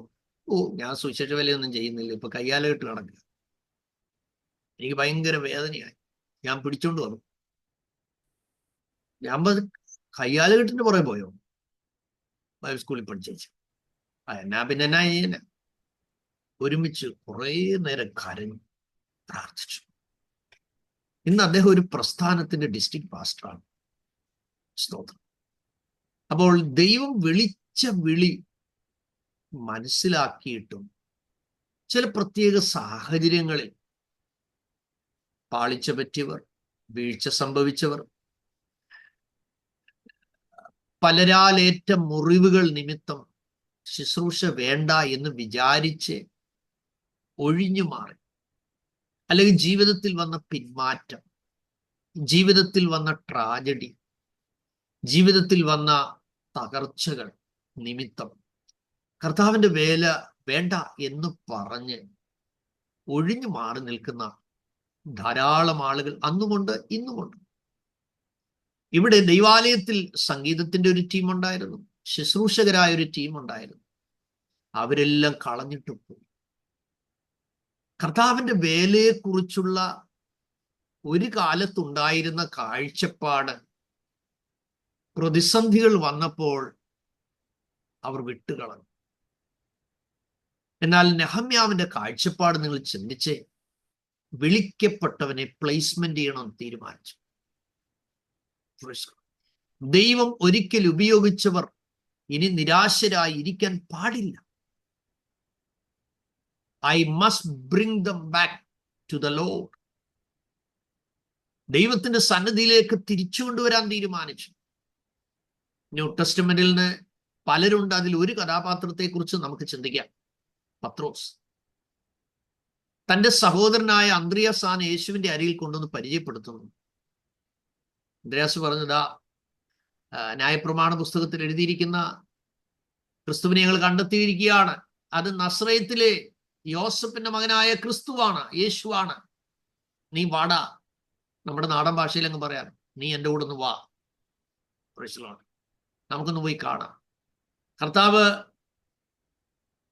ശിമോനെ കണ്ട ഉടനെ പറഞ്ഞു, നിന്റെ പേര് ശിമോൻ എന്നാ, ഇനി നിന്റെ പേര് പത്രോസ് എന്നാകും. കർത്താവ് ആദ്യം പേര് മാറ്റിയിട്ട്, സ്വഭാവം ഒന്നും മാറിയില്ല, ജീവിതം ഒന്നും മാറിയില്ല, പുള്ളിയുടെ വഴിക്ക് പോയി. കാരണം അന്നത്തെ കാലത്തെ റോമൻ സാമ്രാജ്യത്തിന്റെ ഭരണം മുറുകിയിരിക്കുന്ന സമയത്ത് ഫ്രീഡത്തിന് വേണ്ടി സമരം ചെയ്യുന്ന ഫ്രീഡം ഫൈറ്റേഴ്സിൽപ്പെട്ടവരായിരുന്നു ശിമോനും. അവര് സമരസേനാനികളായിരുന്നു. അതുകൊണ്ടാണ് അവരെ കുറിച്ച് പറഞ്ഞത് അവരും ഗലീലക്കാരല്ലയോ എന്നൊക്കെ ചോദിക്കുന്നത്. അവരൊക്കെ മുന്നിലായിരുന്നു. പിന്നീട് കർത്താവ് ആ നാട്ടിൽ ഒരു പള്ളിയിൽ യോഗത്തിന് പോയി. പള്ളി എന്ന് എഴുതിയിരിക്കുന്നതെല്ലാം സിനഗോഗുകളെ കുറിച്ചാണ്, യഹൂദന്മാരുടെ കൂട്ടായ്മയുടെ സ്ഥലത്തെ കുറിച്ചാണ്. യെരൂശലേമിലെ ആലയമാണ് ദൈവാലയം. നിങ്ങൾ ദേവാലയം എന്ന വാക്ക് ഉപയോഗിക്കരുത്. ദേവന്റെ ആലയം അല്ലത്, ദൈവാലയമാണ്, ദൈവത്തിന്റെ ആലയം. ദേവാലയം എന്നുള്ള വാക്ക് ഒഴിവാക്കുക. ഓക്കെ. അപ്പോൾ കർത്താവ് ആ പള്ളിയിൽ വന്നപ്പോഴാണ് അറിഞ്ഞത് ശിമോന്റെ അമ്മായിമ്മ സിക്കാണ്. കർത്താവ് നേരെ അവിടെ ചെന്നു, തൊട്ടു, സൗഖ്യമാക്കി. അപ്പൊ രോഗശാന്തി വീട്ടിൽ വെളിപ്പെട്ടു. എന്നിട്ടും പുള്ളി കർത്താവിനെ അനുഗമിച്ചില്ല. നമ്മള് ഒരു കാര്യം ഓർത്തോണം, നിങ്ങൾ ഒരാളെ പ്രാർത്ഥനയ്ക്ക് പെട്ടെന്ന് കൊണ്ടുവരിക, അല്ലെ ഇൻവൈറ്റ് ചെയ്യുക, അവർ വന്നു, അവർ രക്ഷിക്കപ്പെട്ടില്ലെന്ന് വിചാരിച്ച് നിങ്ങൾ സങ്കടപ്പെടരുത്. നിങ്ങൾ ഒരിക്കൽ പ്രാർത്ഥിച്ചിട്ടുണ്ടെങ്കിൽ, ഒരിക്കൽ ഒരാളെ ദൈവസന്നിധിയിൽ കൊണ്ടുവന്ന് മുട്ടിച്ചിട്ടുണ്ടെങ്കിൽ, ദൈവത്തിന്റെ ദൃഷ്ടി അവന്റെ മേൽ ആയി കഴിഞ്ഞു. Today or tomorrow, one day they will come to the Lord. സ്തോത്രം. അന്ത്രിയാസിന്റെ പണി നിങ്ങൾ ചെയ്തോ? ബർണബാസിന്റെ പണി നിങ്ങൾ ചെയ്തോ? That's more than enough. നിങ്ങളുടെ ദൗത്യം നിങ്ങൾ ചെയ്തു കഴിഞ്ഞു. അത് ദൈവത്തിനെ കടക്കും, അത് ഫ്രൂട്ട്ഫുൾ ആയിരിക്കും. പക്ഷെ ഒരു ദിവസം ഷിമോന്റെ ലൈഫിൽ അൺബിലീവബിൾ ആയിട്ടുള്ള ഒരു ട്രാജഡി നടന്നു. മറ്റൊന്നുമല്ല, ഹോൾ നൈറ്റ് ടീം വർക്ക് ചെയ്തു, തിരിച്ചു വന്നപ്പോൾ വല എം ടി ഒന്നുമില്ല. പക്ഷെ വല എം ടി ആയതല്ല പ്രശ്നം, തന്റെ പ്രസ്റ്റേജ് ഇഷ്യൂ ആയിപ്പോയി. അത് കാരണം താനെ തീരത്ത് വരുമ്പോൾ ഒരു വലിയ പുരുഷാരം അവിടെ കർത്താവിന്റെ കൂടെ വചനം കേൾക്കാൻ നിൽക്കുക. അപ്പൊ ആളുകളെല്ലാം നോക്കിയപ്പോൾ, എടാ ചീമോനെ, ഒരു പൂഞ്ഞാൻ പോലും ഇതിനകത്ത് കിട്ടിയില്ലല്ലോ, എന്തോ ഒരു നാണം കെട്ട പരിപാടി, വല കുടഞ്ഞിട്ട് ഒന്നുമില്ല, കർത്താവിന്റെ പോഡിയൊന്നുമില്ല, പ്ലാറ്റ്ഫോം ഒന്നുമില്ല. കർത്താവ് ശീമോനോട് പറഞ്ഞ ആ പടക ഇച്ചിരി ഒന്ന് മാറ്റിക്കേ. കർത്താവ് അത് പ്ലാറ്റ്ഫോം ആക്കി എടുത്ത് ജനത്തോട് സംസാരിക്കുക. ശീമോൻ അതിനകത്ത് ഇരിക്കുക, നൈറ്റ് കഴിഞ്ഞിരിക്കുക. നമ്മുടെ പല ആളുകൾ നൈറ്റ് ഡ്യൂട്ടി കഴിഞ്ഞിട്ടും വന്ന് ക്ലാസ് കഴിഞ്ഞിട്ട് ഉറങ്ങുന്നുണ്ട്. ഞാൻ അവരെ അപ്രീഷിയേറ്റ് ചെയ്യുന്നു. Praise God. പക്ഷെ കർത്താവ് പുരുഷാരത്തെ ഉപദേശിച്ച് തീർന്നു കഴിഞ്ഞപ്പോൾ യേശു ശീമോനോട് ഒരു കാര്യം പറഞ്ഞു. ആഴത്തിലേക്ക് മീൻപിടുത്തത്തിന് വലയുണ്ട്. ഓരോ വെറൈറ്റി മത്സ്യവും ഏതൊക്കെ ഏരിയയിലുണ്ടെന്ന് ശീമോന് നല്ലപോലെ അറിയാം. അപ്പൊ നീ രാത്രി മുഴുവൻ അധ്വാനിച്ച സ്ഥലത്തേക്ക് പോകാനല്ല യേശു പറഞ്ഞത്. നാം ദൈവസന്നിധിയിൽ ഇരിക്കുമ്പോൾ നിനക്ക് അർഹതപ്പെട്ടത് ദൈവസന്നിധി ഇരിക്കുന്നവന്റെ സമീപത്ത് വരും. Can you give thanks to God? നിനക്ക് അർഹതപ്പെട്ടത്, നീ കർത്താവിന്റെ അടുക്കൽ ഇരുന്നാലേ. വചനം കേട്ട് കഴിഞ്ഞപ്പോൾ വചനം വിശ്വാസം കേൾവിയാലും കേൾവി ക്രിസ്തുവിന്റെ വചനത്താലും വരുന്നു. യേശുവിന്റെ നാമത്തിൽ അത് സംഭവിക്കട്ടെ. ആമേൻ. Praise God. കർത്താവ് അവനോട് പറഞ്ഞു, നാളെ രാത്രി മുഴുവനും അധ്വാനിച്ചു, ഒന്നും കിട്ടിയില്ല. പക്ഷെ നിന്റെ വാക്കിനെ ഞാൻ വിലയിറക്കാം. How it is happened? Through listening the word of God. വചനം കേട്ടപ്പോൾ ഇതിലുള്ളോട്ട് തറച്ച് കയറാൻ തുടങ്ങി. നിങ്ങൾക്ക് ടെൻഷൻ ഉണ്ടോ? Read the Bible with loud voice. ഉച്ചത്തിൽ നിങ്ങളുടെ മുറിയിൽ ഒറ്റയ്ക്കാണെങ്കിൽ ഉറക്ക വചനം വായിര്, നിങ്ങൾ കേൾക്കട്ടെ. അത് നിങ്ങളുടെ കാതിൽ ആദ്യം കേൾക്കും. അവിശ്വാസം നിങ്ങളുടെ അകത്തിരിക്കുന്നെങ്കിൽ വിശ്വാസം കയറി വരുമ്പോൾ അവിശ്വാസം ഇറങ്ങിപ്പോകും. ഇതിനെ പുറത്താക്കാൻ ശക്തിയുള്ള ഒറ്റയായുധം ദൈവവചനമാണ്. അതുകൊണ്ടാണ് പല ദൈവമക്കളെയും ഈ മൊബൈൽ മാന്തിക്കൊണ്ടിരിക്കുന്ന വേദപുസ്തകം എടുത്ത് വായിക്കുകയില്ല. ഞാൻ പറയുന്നു, നിങ്ങൾ ഒരിക്കലും അനാവശ്യമായി ഒരു യൂട്യൂബ് ചാനലും ഫോളോ ചെയ്യരുത്. നിങ്ങളുടെ ദൈവകൃപ ചോർന്നു പോകുന്ന ഒരു ചാനലും നിങ്ങൾ ഫോളോ ചെയ്യരുത്.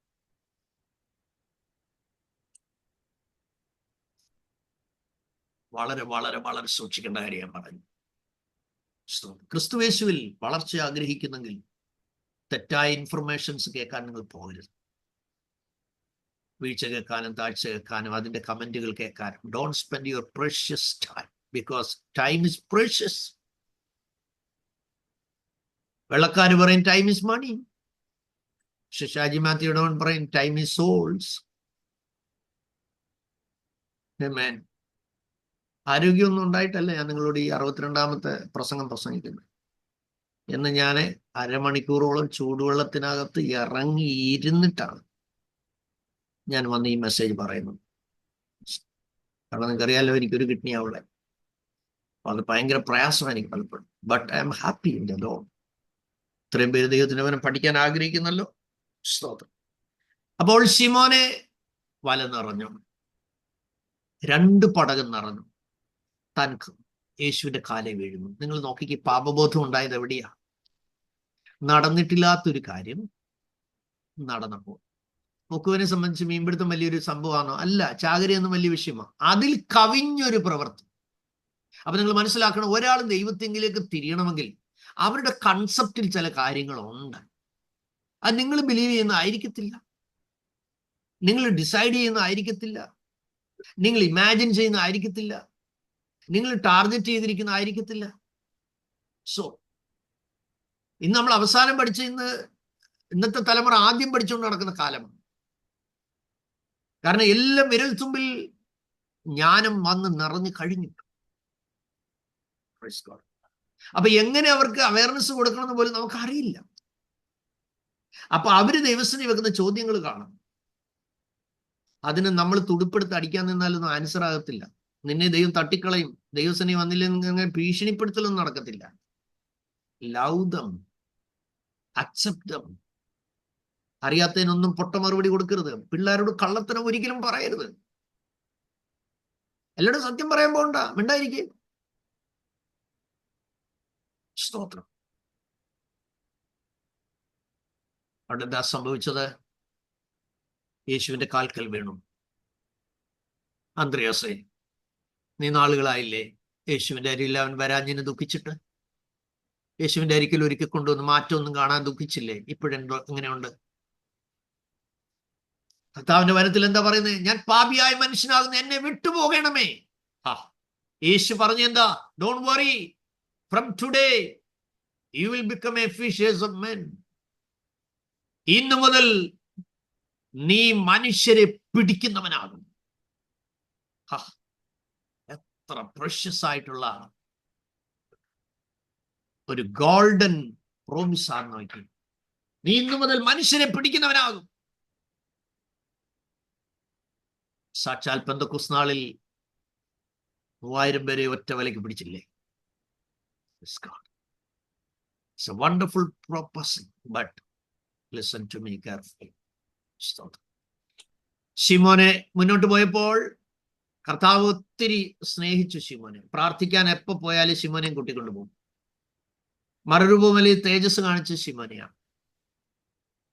കടലിന്റെ മീതെ നടക്കണമെന്ന് ആഗ്രഹിച്ചപ്പോൾ ശിമോനെ പോരെ, നടന്നോ? കടലിന് മീതെ നടന്നു എന്ന് നമ്മൾ വായിക്കും. എന്നെ കുറിച്ച് ജനം എന്ത് പറയുന്നു? പറഞ്ഞു, നീ അത്യുന്നതനായ ദൈവത്തിന്റെ പുത്രനായ ക്രിസ്തുവാണ്. അപ്പൊ യേശു പറഞ്ഞു, ജഡരക്തങ്ങളൊന്നുമല്ല നിന്നെ ഇത് വെളിപ്പെടുത്തി. അപ്പൊ കർത്താവ് പറഞ്ഞു, സ്വർഗരാജ്യത്തിന്റെ താക്കോൽ ഞാൻ നിനക്ക് തന്നു. അധികാരം കൈമാറി. പക്ഷെ നമ്മൾ മുന്നോട്ട് പോകുമ്പോൾ നമ്മൾ കാണുന്നു തന്റെ വീഴ്ചയുടെ 7 പടികൾ നമ്മൾ കാണുന്നുണ്ട്. എന്താണെന്നറിയാമോ? 1 മത്തായി 26:33. തന്റെ തകർച്ചയ്ക്ക് കാരണം 1 ദുരഭിമാനമായിരുന്നു. എന്താ പറഞ്ഞത്? ആരിടറിയാലും ഞാൻ ഇടറത്തില്ല. സ്വരങ്ങളിൽ നിൽക്കുന്നു എന്ന് തോന്നുന്നവൻ വീഴാതിരിപ്പാൻ സൂക്ഷിച്ചു കൊള്ളട്ടെ. ഞാൻ ആകുന്നത് കൃപയാലാകുന്നു. ലഭിച്ചു കഴിഞ്ഞു എന്നോ തികഞ്ഞവനായി എന്നോ അല്ല, എനിക്കും ലഭിക്കാമോ എന്ന് വിചാരിച്ച് ഞാൻ ഓടുന്നതേ ഉള്ളൂ. ഒരിക്കൽ താൻ പറഞ്ഞു, ഞാൻ അതിശ്രേഷ്ഠ അപ്പോസ്തലന്മാരിൽ ഒട്ടും ചെറിയവനല്ല. പക്ഷെ കുറെ കാലമൊക്കെ കഴിഞ്ഞ് കുറെ നിന്ദയും പരിഹാസവും അടിയും ഉപദ്രവവും മിഷണറി യാത്ര എല്ലാം ചെയ്തു കഴിഞ്ഞ് വന്നപ്പോൾ പുള്ളി പറഞ്ഞ ഒരു കാര്യമുണ്ട്, ഞാൻ അപ്പോസ്തലന്മാരിൽ ഏറ്റവും ചെറിയവനല്ലോ. നാം ദൈവത്തോട് അടുക്കും തോറും മാത്രമേ നമുക്ക് എളിമയിൽ വളരാൻ കഴിയുള്ളൂ, സൗമ്യതയിൽ വളരാൻ കഴിയുള്ളൂ, താഴ്മയിൽ വളരാൻ കഴിയുള്ളൂ, വിനയത്തിൽ വളരാൻ കഴിയുള്ളൂ. പൊങ്ങച്ചം പറഞ്ഞ് നടക്കുന്ന ആളുകളുണ്ടെങ്കിൽ നിങ്ങൾ ഓർത്തോണം, കർത്താവിന്റെ കൂടെ അല്ല അവർ നടക്കുന്നത്. അവർ വീണുപോകും, തകർന്നു പോകും, നിലനിൽക്കാൻ പറ്റില്ല. ഞാൻ കഴിഞ്ഞ ദിവസം പറഞ്ഞല്ലോ, തള്ളക്കോഴിയുടെ മണ്ടയിരിക്കുന്ന കുഞ്ഞാങ്കോഴിയുണ്ട്, അതിനെ കിളറ അടിച്ചോണ്ട് പോകും. Very careful. അപ്പൊ തന്റെ ജീവിതത്തിലെ വീഴ്ചയ്ക്ക് കാരണം 1 ദുരഭിമാനമായിരുന്നു. രണ്ടാമത്തെ പ്രശ്നം, തന്റെ സുഖമാണ് എപ്പോഴും നോക്കിക്കൊണ്ടിരുന്നത്. ചില സന്ദർഭങ്ങളിൽ മത്തായി 26:40 കർത്താവ് പ്രാർത്ഥിക്കാൻ കൊണ്ടുപോയി. പക്ഷെ അവിടെ എന്ത് ചെയ്യുക? സുഖമായിട്ട് ഉറങ്ങുക. കർത്താവ് പറഞ്ഞു, ഒരു നാഴികയെങ്കിലും നിനക്ക് ഉണർന്നിരിക്കാൻ വയ്യായോ? കർത്താവ് മുന്നറിയിപ്പ് കൊടുത്തു, പരീക്ഷയിൽ അകപ്പെടാതിരിപ്പോ ഉണർന്ന് പ്രാർത്ഥിക്കണം. മുന്നറിയിപ്പ് സ്വീകരിച്ചേച്ച് ഉറങ്ങാൻ പോയി. താങ്ക് യു, സ്തോത്രം.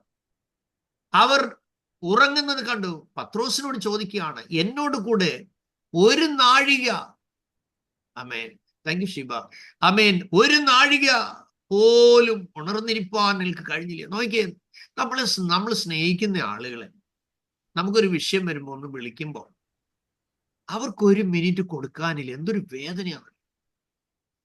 ഞാൻ പലപ്പോഴും ഉറങ്ങുന്നത് ചിലപ്പോൾ 3:30 ആയിപ്പോകും. കാരണം എനിക്ക് ആരോടും നോ പറയാൻ വയ്യ. സ്തോത്രം, പ്രൈസ് ഗോഡ്. ആണ് നമുക്ക് ദോഷമൊന്നുമില്ല ദൈവമക്കളെ. നമ്മുടെ ഓരോ സെക്കൻഡും ഒരാളുടെ മനസ്സിന് ഒരു തണുപ്പ് കൊടുക്കാൻ കഴിയും, ഒരാശ്വാസം കൊടുക്കാൻ കഴിയുന്നെങ്കിൽ സ്തോത്രം. അവരുടെ ഉള്ളത്തിൽ ക്ഷീണം മനസ്സിലാക്കി അവർക്ക് കൈത്താങ്ങൽ കൊടുക്കാൻ കഴിയുന്നെങ്കിൽ that is great. That is precious. സ്തോത്രം. കർത്താവ് ചോദിക്കുന്നു, ഒരു നാഴികയെങ്കിലും ഉണർന്നിരിക്കാൻ നിനക്ക് കഴിയത്തില്ല. അപ്പോ യേശുവിനെ തള്ളിപ്പറയാൻ ഇടയായി തീർന്നതിന്റെ ഒരു കാരണം തന്റെ ദുരഭിമാനം, രണ്ട് തന്റെ കംഫർട്ട് സോൺ ആയിരുന്നു. മൂന്നാമത് യോഹന്നാൻ 18:10-11 തന്റെ വീഴ്ചയ്ക്ക് കാരണം തന്റെ എടുത്തിയാട്ടമായിരുന്നു. ധൃതി, വെപ്രാളം. പണ്ടൊക്കെ ഞങ്ങള് ബൈബിൾ സ്കൂളിൽ നിന്ന് ഇറങ്ങുമ്പോൾ എങ്ങനെയും ഒന്ന് പ്രസംഗിക്കാൻ സമയം കിട്ടണമെന്ന് വിചാരിച്ച് ഞങ്ങൾ കാത്തിരുന്ന സമയങ്ങളുണ്ട്. ഞങ്ങൾ പുറയിരുന്ന് പാസിന് ആംഗ്യമൊക്കെ കാണിക്കും. 5 മിനിറ്റ് തരൂ, 10 മിനിറ്റ് തരൂ. അയ്യോ ഇപ്പൊ വേണ്ട. കാര്യം എന്താ? ഇപ്പൊ എവിടെയെങ്കിലും കൺവെൻഷനോ മെഗാ മീറ്റിങ്ങിനോ ഒക്കെ പോയാല് ആ സർമന്റെ ടൈം ആകുമ്പോഴേ ഞാൻ പ്ലാറ്റ്ഫോമിൽ പോലും പോകത്തില്ല. അതുവരെയും പാവപ്പെട്ട വിശ്വാസികളുടെ ഇടയിൽ പോയിരിക്കും. അല്പത്തിന് അവർ വരുമ്പോൾ പാസ്റ്റർ ഇവിടെ ഇരിക്കരുത്, ഞാൻ നിങ്ങളങ്ങ് പോകും, ഞാൻ വചനം പറയേണ്ട സമയമാകുമ്പോൾ വന്നോളാം. ഇപ്പൊ സാധാരണപ്പെട്ടവരുടെ അടുത്തിരിക്കുമ്പോൾ അവർക്ക് ഭയങ്കര സന്തോഷം. അയ്യോ ഈ ദൈവദാസൻ ഞങ്ങളുടെ കൂടെ ഒന്നും ഇരുന്നല്ലോ. കർത്താവ് എത്ര സിമ്പിൾ ആയിരുന്നല്ലേ. കർത്താവിന്റെ ഡ്രസ് കോഡ് ശിഷ്യന്മാരുടെ സെയിം ആയിരുന്നു. അതുകൊണ്ടാണ് ഈ പിടിക്കാൻ വന്ന ചേവകർക്ക് പിടികിട്ടത്തില്ല, ഇത് ഏതാ യേശു. അതുകൊണ്ടാണ് യൂദ അടയാളം കൊടുത്തിരുന്നത്, ഞാൻ ഏവനെ ചുംബിക്കുന്നു അവനാ ക്രിസ്തു. കാരണം എല്ലാവരും ഒരേ ഡ്രസ്സാ. കർത്താവ് പ്രത്യേക വിശേഷ വേഷഭൂഷാദിയൊന്നും യേശു ധരിച്ചില്ല. സാധാരണക്കാരിൽ സാധാരണക്കാർ. നമ്മൾ ജനത്തിനിടയിൽ സിമ്പിളായിരുന്നാൽ എത്ര നല്ലതാ അല്ലേ. നമ്മൾ എളിമയോടിരുന്നാൽ എത്ര നല്ലതാണ്. നമ്മൾ താഴ്മയോടിരുന്നാൽ എത്ര നല്ലതാണ്. വിനയത്തോടിരുന്നാൽ എത്ര നല്ലതാണ്. നമ്മളിലുള്ള ക്രിസ്തുവിനെ അവർക്ക് എത്രയും പെട്ടെന്ന് കാണാൻ പറ്റുമല്ലോ. ഇന്ന് തിരുമേനിമാരെ പോയി കെട്ടിപ്പിടിക്കാനൊക്കോ? യേശുവിനെ കെട്ടിപ്പിടിക്കാം അല്ലേ. പോപ്പിനെ കെട്ടിപ്പിടിക്കാനൊക്കോ? പറ്റത്തില്ല. ചില ഓവർസിയർമാരുടെ അടുക്ക ചെന്നാൽ, ചില സൂപ്രണ്ടന്മാരെ കാണാൻ എന്തോ ഒരു പൊങ്ങച്ചത്രമാണ്.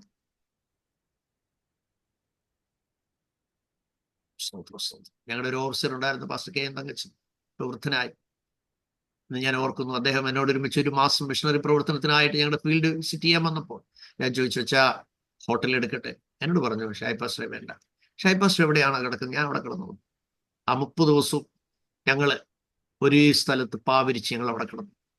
രാത്രിയുടെ യാമങ്ങൾ മുഴുവൻ ഇരുന്ന് കരയും, പ്രാർത്ഥിക്കും. ജോലിയോടൊപ്പം കർത്താവിന്റെ വേല ചെയ്യാൻ വിളിക്കപ്പെട്ടിരിക്കുന്ന നിങ്ങളോട് എനിക്ക് താഴ്മയോട് പറയാനുള്ളത്, നമ്മുടെ ലൈഫാണ് ആളുകളെ ടച്ച് ചെയ്യുന്നത്, നമ്മുടെ സർമണല്ല. The people will get another sermon, classical sermon, high standard topical sermon. You will get it. But the life is very important. ആണ് നമ്മുടെ ജീവിതത്തിലുള്ളത് മാത്രമേ പ്രസംഗിക്കാം. അല്ലെങ്കിൽ പ്രസംഗിക്കുന്ന എല്ലാം കിടന്ന് ഒരുവില്ല അനുഭവിക്കേണ്ടി വരും. ഇവിടെ നമ്മൾ കാണുന്നത് എന്താണ്? തന്റെ എടുത്തിയാട്ടം. എന്തോ എടുത്തിയാടിയെ? കർത്താവിനെ അറസ്റ്റ് ചെയ്യാൻ വന്നപ്പോഴത്തേന് ശിമോൻ ഉറക്കത്തിലിരിക്കുക. അവൻ ചാടി എഴുന്നേറ്റ് എന്ത് ചെയ്തു? മഹാപുരോഹിതന്റെ ദാസനെ വെട്ടി അവന്റെ വലതുകാത് അറുത്തു. നോക്കിക്കേ, താനിപ്പോൾ കൊലക്കേസിൽ പ്രതിയായിരിക്കുക അല്ലേ. വല്ല ആവശ്യം ഉണ്ടായിരുന്നു? ഉറക്കപ്പിച്ച് ചാടി എഴുന്നേറ്റപ്പോ കർത്താവിനെ, പണ്ട് ഇന്ന് ഓർക്കുന്ന ഉറുകുന്നിൽ ഒരു കള്ളുകുടിയൻ പൂസായി കഴിഞ്ഞപ്പോൾ മുണ്ടടിച്ച് തലയിൽ കെട്ടിയിട്ട് പറഞ്ഞു, എടാ തൻ്റെ ഇടമുള്ളവനുണ്ട് യേശുവിനെ ഇനി ഒന്ന് ക്രൂശിക്കടാ. ജോയിയാ ഇവിടെ നിന്ന് വിളിച്ചു പറയുന്നത്, ഇനി തൻ്റെ ഇടമുള്ളവനുണ്ട് ഒന്ന് വാ. കാരണം തൊട്ടുപുറകെ കുരിശടിയിൽ യേശുവിന്റെ ക്രൂശും രൂപം വെച്ചിട്ടുണ്ട്.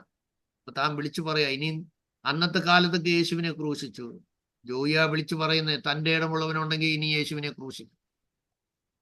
അപ്പൊ ലക്കും ലഹാനും ഇല്ലാത്ത എടുത്തിയാട്ടങ്ങളും. പക്ഷെ കർത്താവ് എന്നാ ചെയ്ത്? പെട്ടെന്ന് കൈതൊട്ടു, ഹീലായി. കേസ് തെളിവില്ലാതെ പോയി അല്ലേ.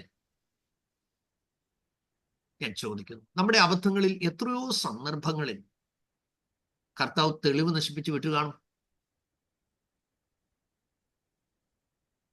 കാര്യം സീരിയസാ, പക്ഷെ ചെവിക്ക് ചെവി അറിയാതെ കർത്താവ് അത് ക്യാൻസൽ ചെയ്ത് വിട്ടില്ലേ, കണ്ണടച്ച് വിട്ടില്ലേ.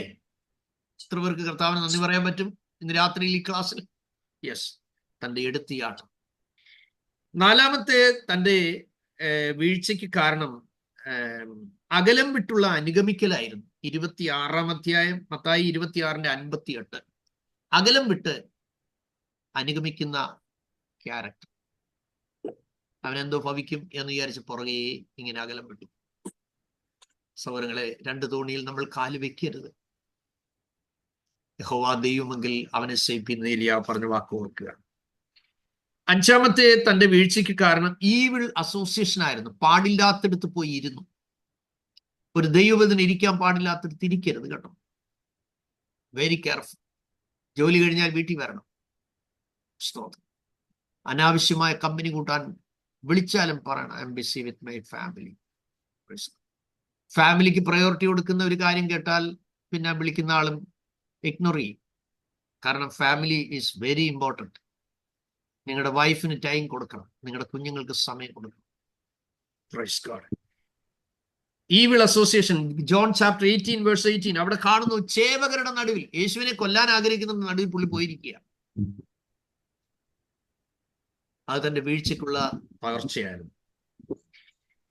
6-ാമത്തെ തന്റെ തകർച്ചയ്ക്കുള്ള കാരണം ജോൺ ചാപ്റ്റർ 18:25. പരസ്യമായി യേശുവിനെ തള്ളിപ്പറയും. നാം മെസ്സേജിന്റെ ഫൈനൽ ഭാഗത്തേക്ക് വരികയാണ്. Praise God. യോഹന്നാൻ 18:25 കാണുന്ന പരസ്യമായി യേശുവിനെ തള്ളിപ്പറയുന്നു.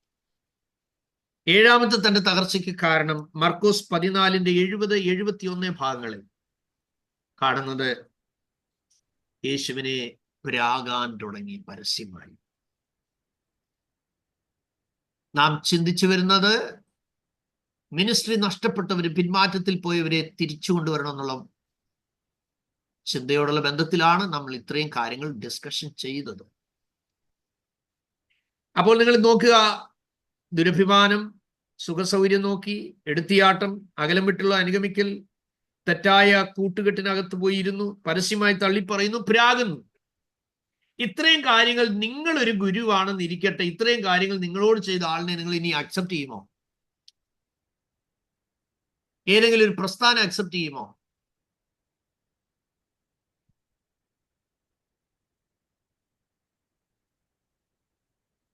യോഹന്നാൻ 21-ാമത്തെ അധ്യായം, യേശുവിന്റെ പ്രതികരണം എന്തായിരുന്നു എന്ന് നോക്കുക.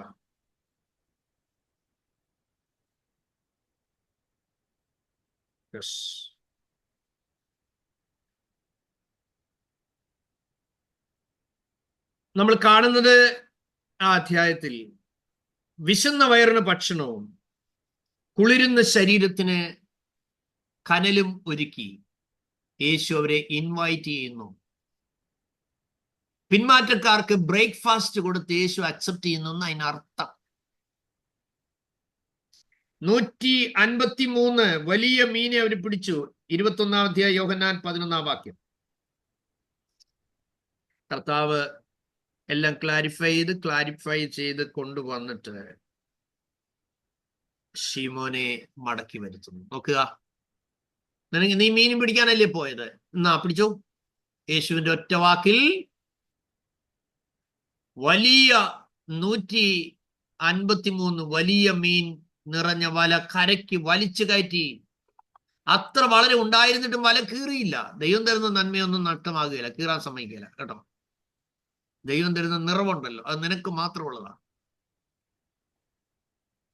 അത് കീറി നശിച്ചു പോകാൻ ദൈവം സമ്മതിക്കത്തില്ല. ദൈവം തരുന്നതിനെ ദൈവം സൂക്ഷിക്കും. ഒരാമ്യം പറഞ്ഞു. നോക്കുക, ഇത്രയും വലിയ കൊടിയ പിന്മാറ്റത്തിൽ പോയ താൻ മാത്രമല്ല പോയത്, തന്റെ കൂടെയുള്ള ബാക്കിയുള്ള 10 പേരെയും കൂടെ കൊണ്ടുപോയി. ഒരാൾ പോയി സൂയിസൈഡ് ചെയ്തല്ലോ.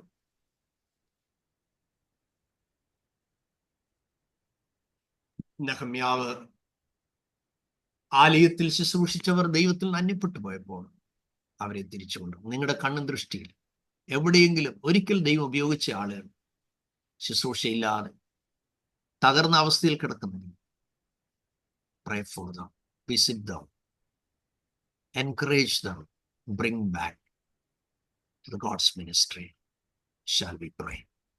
സുബ പ്രാർത്ഥിച്ചാട്ടെ. Praise God. Thank you, Lord Jesus. Hallelujah, hallelujah, hallelujah. നന്ദിയാൽ എന്നുള്ളം തിങ്ങുകയാ, സ്തോത്രത്തിൻ പല്ലവി പാടിയിടും ഞാൻ. എണ്ണമില്ലാത്തവ നന്മകൾക്കായി എണ്ണി എണ്ണി സ്തുതി പാടിയിടും ഞാൻ. ഹല്ലേലൂയാ പാടിയിടും ഞാൻ യേശുവിൻ്റെ സന്നിധിയിൽ ജീവകാലം. ആരാധിക്കും ഉന്നതനെ ആത്മാവിലും സത്യത്തിലും നിത്യകാലം.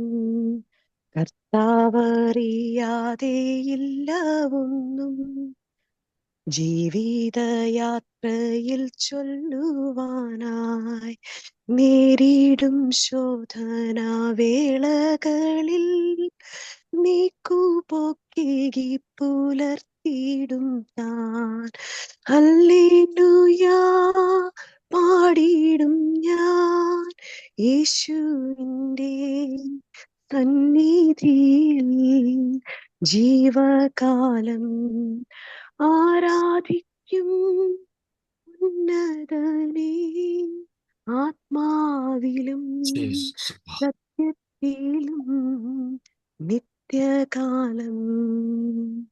സ്നേഹവാനായ ദൈവമേ, സ്വർഗീയ പിതാവേ, അബാ പിതാവേ എന്ന് വിളിച്ചുകൊണ്ട് അപ്പാ അങ്ങയുടെ തിരുസന്നിധിയിലേക്ക് വീണ്ടും കർത്താവെ അങ്ങയുടെ ജനമായിട്ട് കൂടി വരുവാൻ തന്നിരിക്കുന്ന നല്ല കൃപയ്ക്കായിട്ട് സ്തുതിക്കുന്ന ദൈവമേ.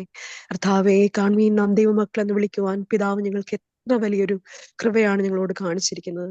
തമ്പുരാനെ, അങ്ങ് ഞങ്ങൾക്ക് തന്നിരിക്കുന്ന നല്ല സമയത്തിനായിട്ട് സ്തുതിക്കുന്നു ദൈവമേ. ഞങ്ങൾ കേട്ട നല്ല വചനങ്ങൾക്കായിട്ട് സ്തുതിക്കുന്നു. അരിഷ്ടനും മനം തകർന്നവരും തന്റെ വചനത്തിൽ വിറയ്ക്കുന്നവരുമായവരിൽ പ്രസാദിക്കുന്ന ഒരു ദൈവത്തിന്റെ സന്നിധിയിലാണല്ലോ ഞങ്ങൾ ഇരിക്കുന്നത്. സ്വർഗം തന്റെ സിംഹാസനവും ഭൂമി തന്റെ പാദപീഠവുമാവുന്നുവല്ലോ. അങ്ങനെയുള്ള ഒരു ദൈവത്തിന്റെ സന്നിധിയിലേക്ക് പ്രാർത്ഥനയ്ക്കായി കടന്നു വരുവാൻ തക്കവണ്ണം കർത്താവെ തന്നിരിക്കുന്ന വലിയ പ്രിവിലേജിനായിട്ട് സ്തുതിക്കുന്നു ദൈവമേ. കർത്താവെ, പഴയകാലത്ത് മഹാപുരോഹിതൻ മാത്രം കടന്നുപോയിരുന്ന ആ വലിയ സ്ഥാനത്തേക്ക് തിരശ്ശീല കീറി തന്റെ പുത്രന്റെ രക്തത്താൽ ഞങ്ങൾക്ക് ആ കൃപാസനത്തിന്റെ അടുക്കലേക്ക് തന്നിരിക്കുന്ന പ്രവേശനത്തിനായിട്ട് സ്തുതിക്കുന്നു. ഏതാവശ്യ സമയത്തും ധൈര്യത്തോടുകൂടി കൃപയും ദയും പ്രാപിപ്പാൻ തക്കവണ്ണം അങ്ങയുടെ തിരുസന്നിധിയിലേക്ക് ഞങ്ങൾക്ക് കടന്നു വരുവാൻ തന്നിരിക്കുന്ന വലിയ കൃപയ്ക്കായിട്ട് സ്തുതിക്കുന്ന ദൈവമേ. ഞങ്ങൾ കേട്ട വചനം കർത്താവ് ഞങ്ങളുടെ ഓരോരുത്തരുടെ ഹൃദയത്തിൽ പരിവർത്തിക്കുവാൻ തക്കവണ്ണം ഇടവരുത്തണമേ എന്ന് പ്രാർത്ഥിക്കുന്ന ദൈവമേ. അങ്ങ് അയച്ച വചനം അതിന്റെ ക്രിയ ചെയ്യാതെ മടങ്ങിപ്പോകയില്ലല്ലോ. ഓരോരുത്തരെ ആയിരിക്കുന്ന അവസ്ഥയിൽ അങ്ങ് കാണുന്നുവല്ലോ കർത്താവ്. ഓരോരുത്തർക്കും വേണ്ടുന്നത് എന്താണെന്ന് അങ്ങ് കൃത്യമായിട്ട് അറിയാമല്ലോ കർത്താവ്. ആഹാരം കർത്താവെ അവരെ നിറയ്ക്കണമേ കർത്താവെ. നശിച്ചു പോകുന്ന ആഹാരത്തിന് വേണ്ടിയിട്ടല്ല, നിത്യജീവനിലേക്ക് നിലനിൽക്കുന്ന ആഹാരത്തിന് വേണ്ടി പരിശ്രമിപ്പാൻ ആണല്ലോ കർത്താവ് ഞങ്ങളോട് പറഞ്ഞിരിക്കുന്നത് കർത്താവെ. അത് ഞങ്ങളുടെ ഓരോരുത്തരുടെയും ജീവിതത്തിലായി തീരുവാൻ തക്കവണ്ണം കർത്താവെ ഈ കേട്ട വചനം കർത്താവ് ഞങ്ങൾ ഓരോരുത്തരെയും നിറയ്ക്കണമേ കർത്താവെ. കേട്ട വചനത്താൽ 30, 60, 100 മേനി ഫലം കായ്ക്കുവാൻ തക്കവണ്ണം സഹായിക്കണമേ കർത്താവെ. അനേക ദൈവരാജ്യത്തിലേക്ക് നേടുവാൻ തക്കവണ്ണം ഞങ്ങൾ ഓരോരുത്തരെയും ബലപ്പെടുത്തണമേ കർത്താവെ. ഞങ്ങളുടെ ഓരോരുത്തരുടെയും വിളിയും തിരഞ്ഞെടുപ്പും എന്താണെന്ന് തിരിച്ചറിഞ്ഞുകൊണ്ട് ജീവിപ്പാൻ തക്കവണ്ണം ഞങ്ങളെ സഹായിക്കണമേ കർത്താവെ.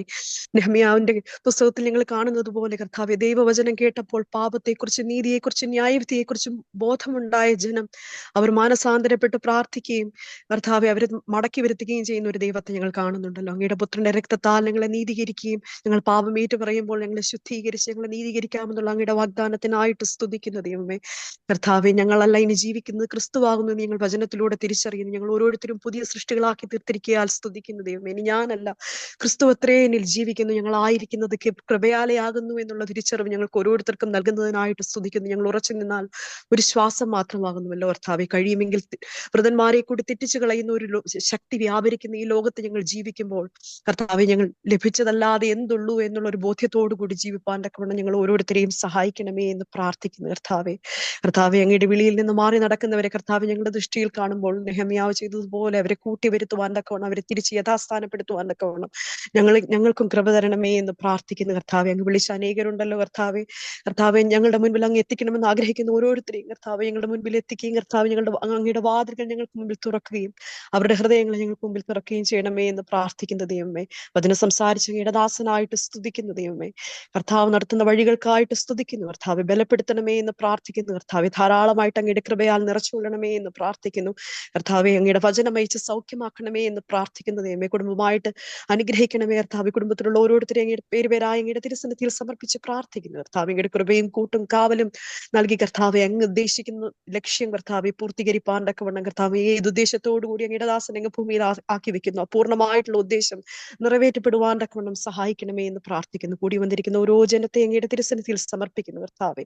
അങ്ങയുടെ കൃപയും കൂട്ടും കാവലും കർത്താവെ ഓരോ ഭവനങ്ങളിലും ഓരോരുത്തരിലും ഉണ്ടായിരിക്കാൻ തക്കവണ്ണം ഇടവരുത്തണമേ കർത്താവെ.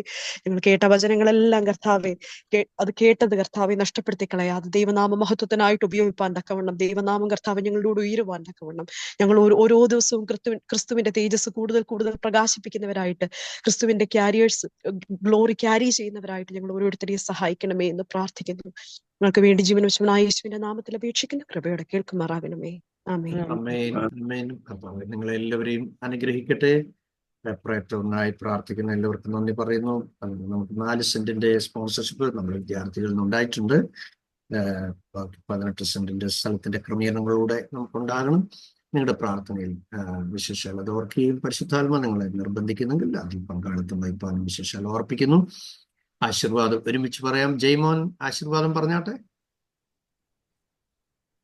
The grace of our Lord Jesus Christ, the love of the Father, and the fellowship of the Holy Spirit be with us all now and forever. Let's say amen. Hallelujah. Amen. Hallelujah. Thank you very much. കർത്താവ് വരാൻ താമസിച്ചാൽ നാളെ മോർണിംഗിൽ നമുക്ക് കാണാം. കർത്താവ് എല്ലാവരെയും ധാരാളമായി അനുഗ്രഹിക്കും. Thank you, Pastor. Praise the Lord. Praise the Lord. God bless you. Praise God.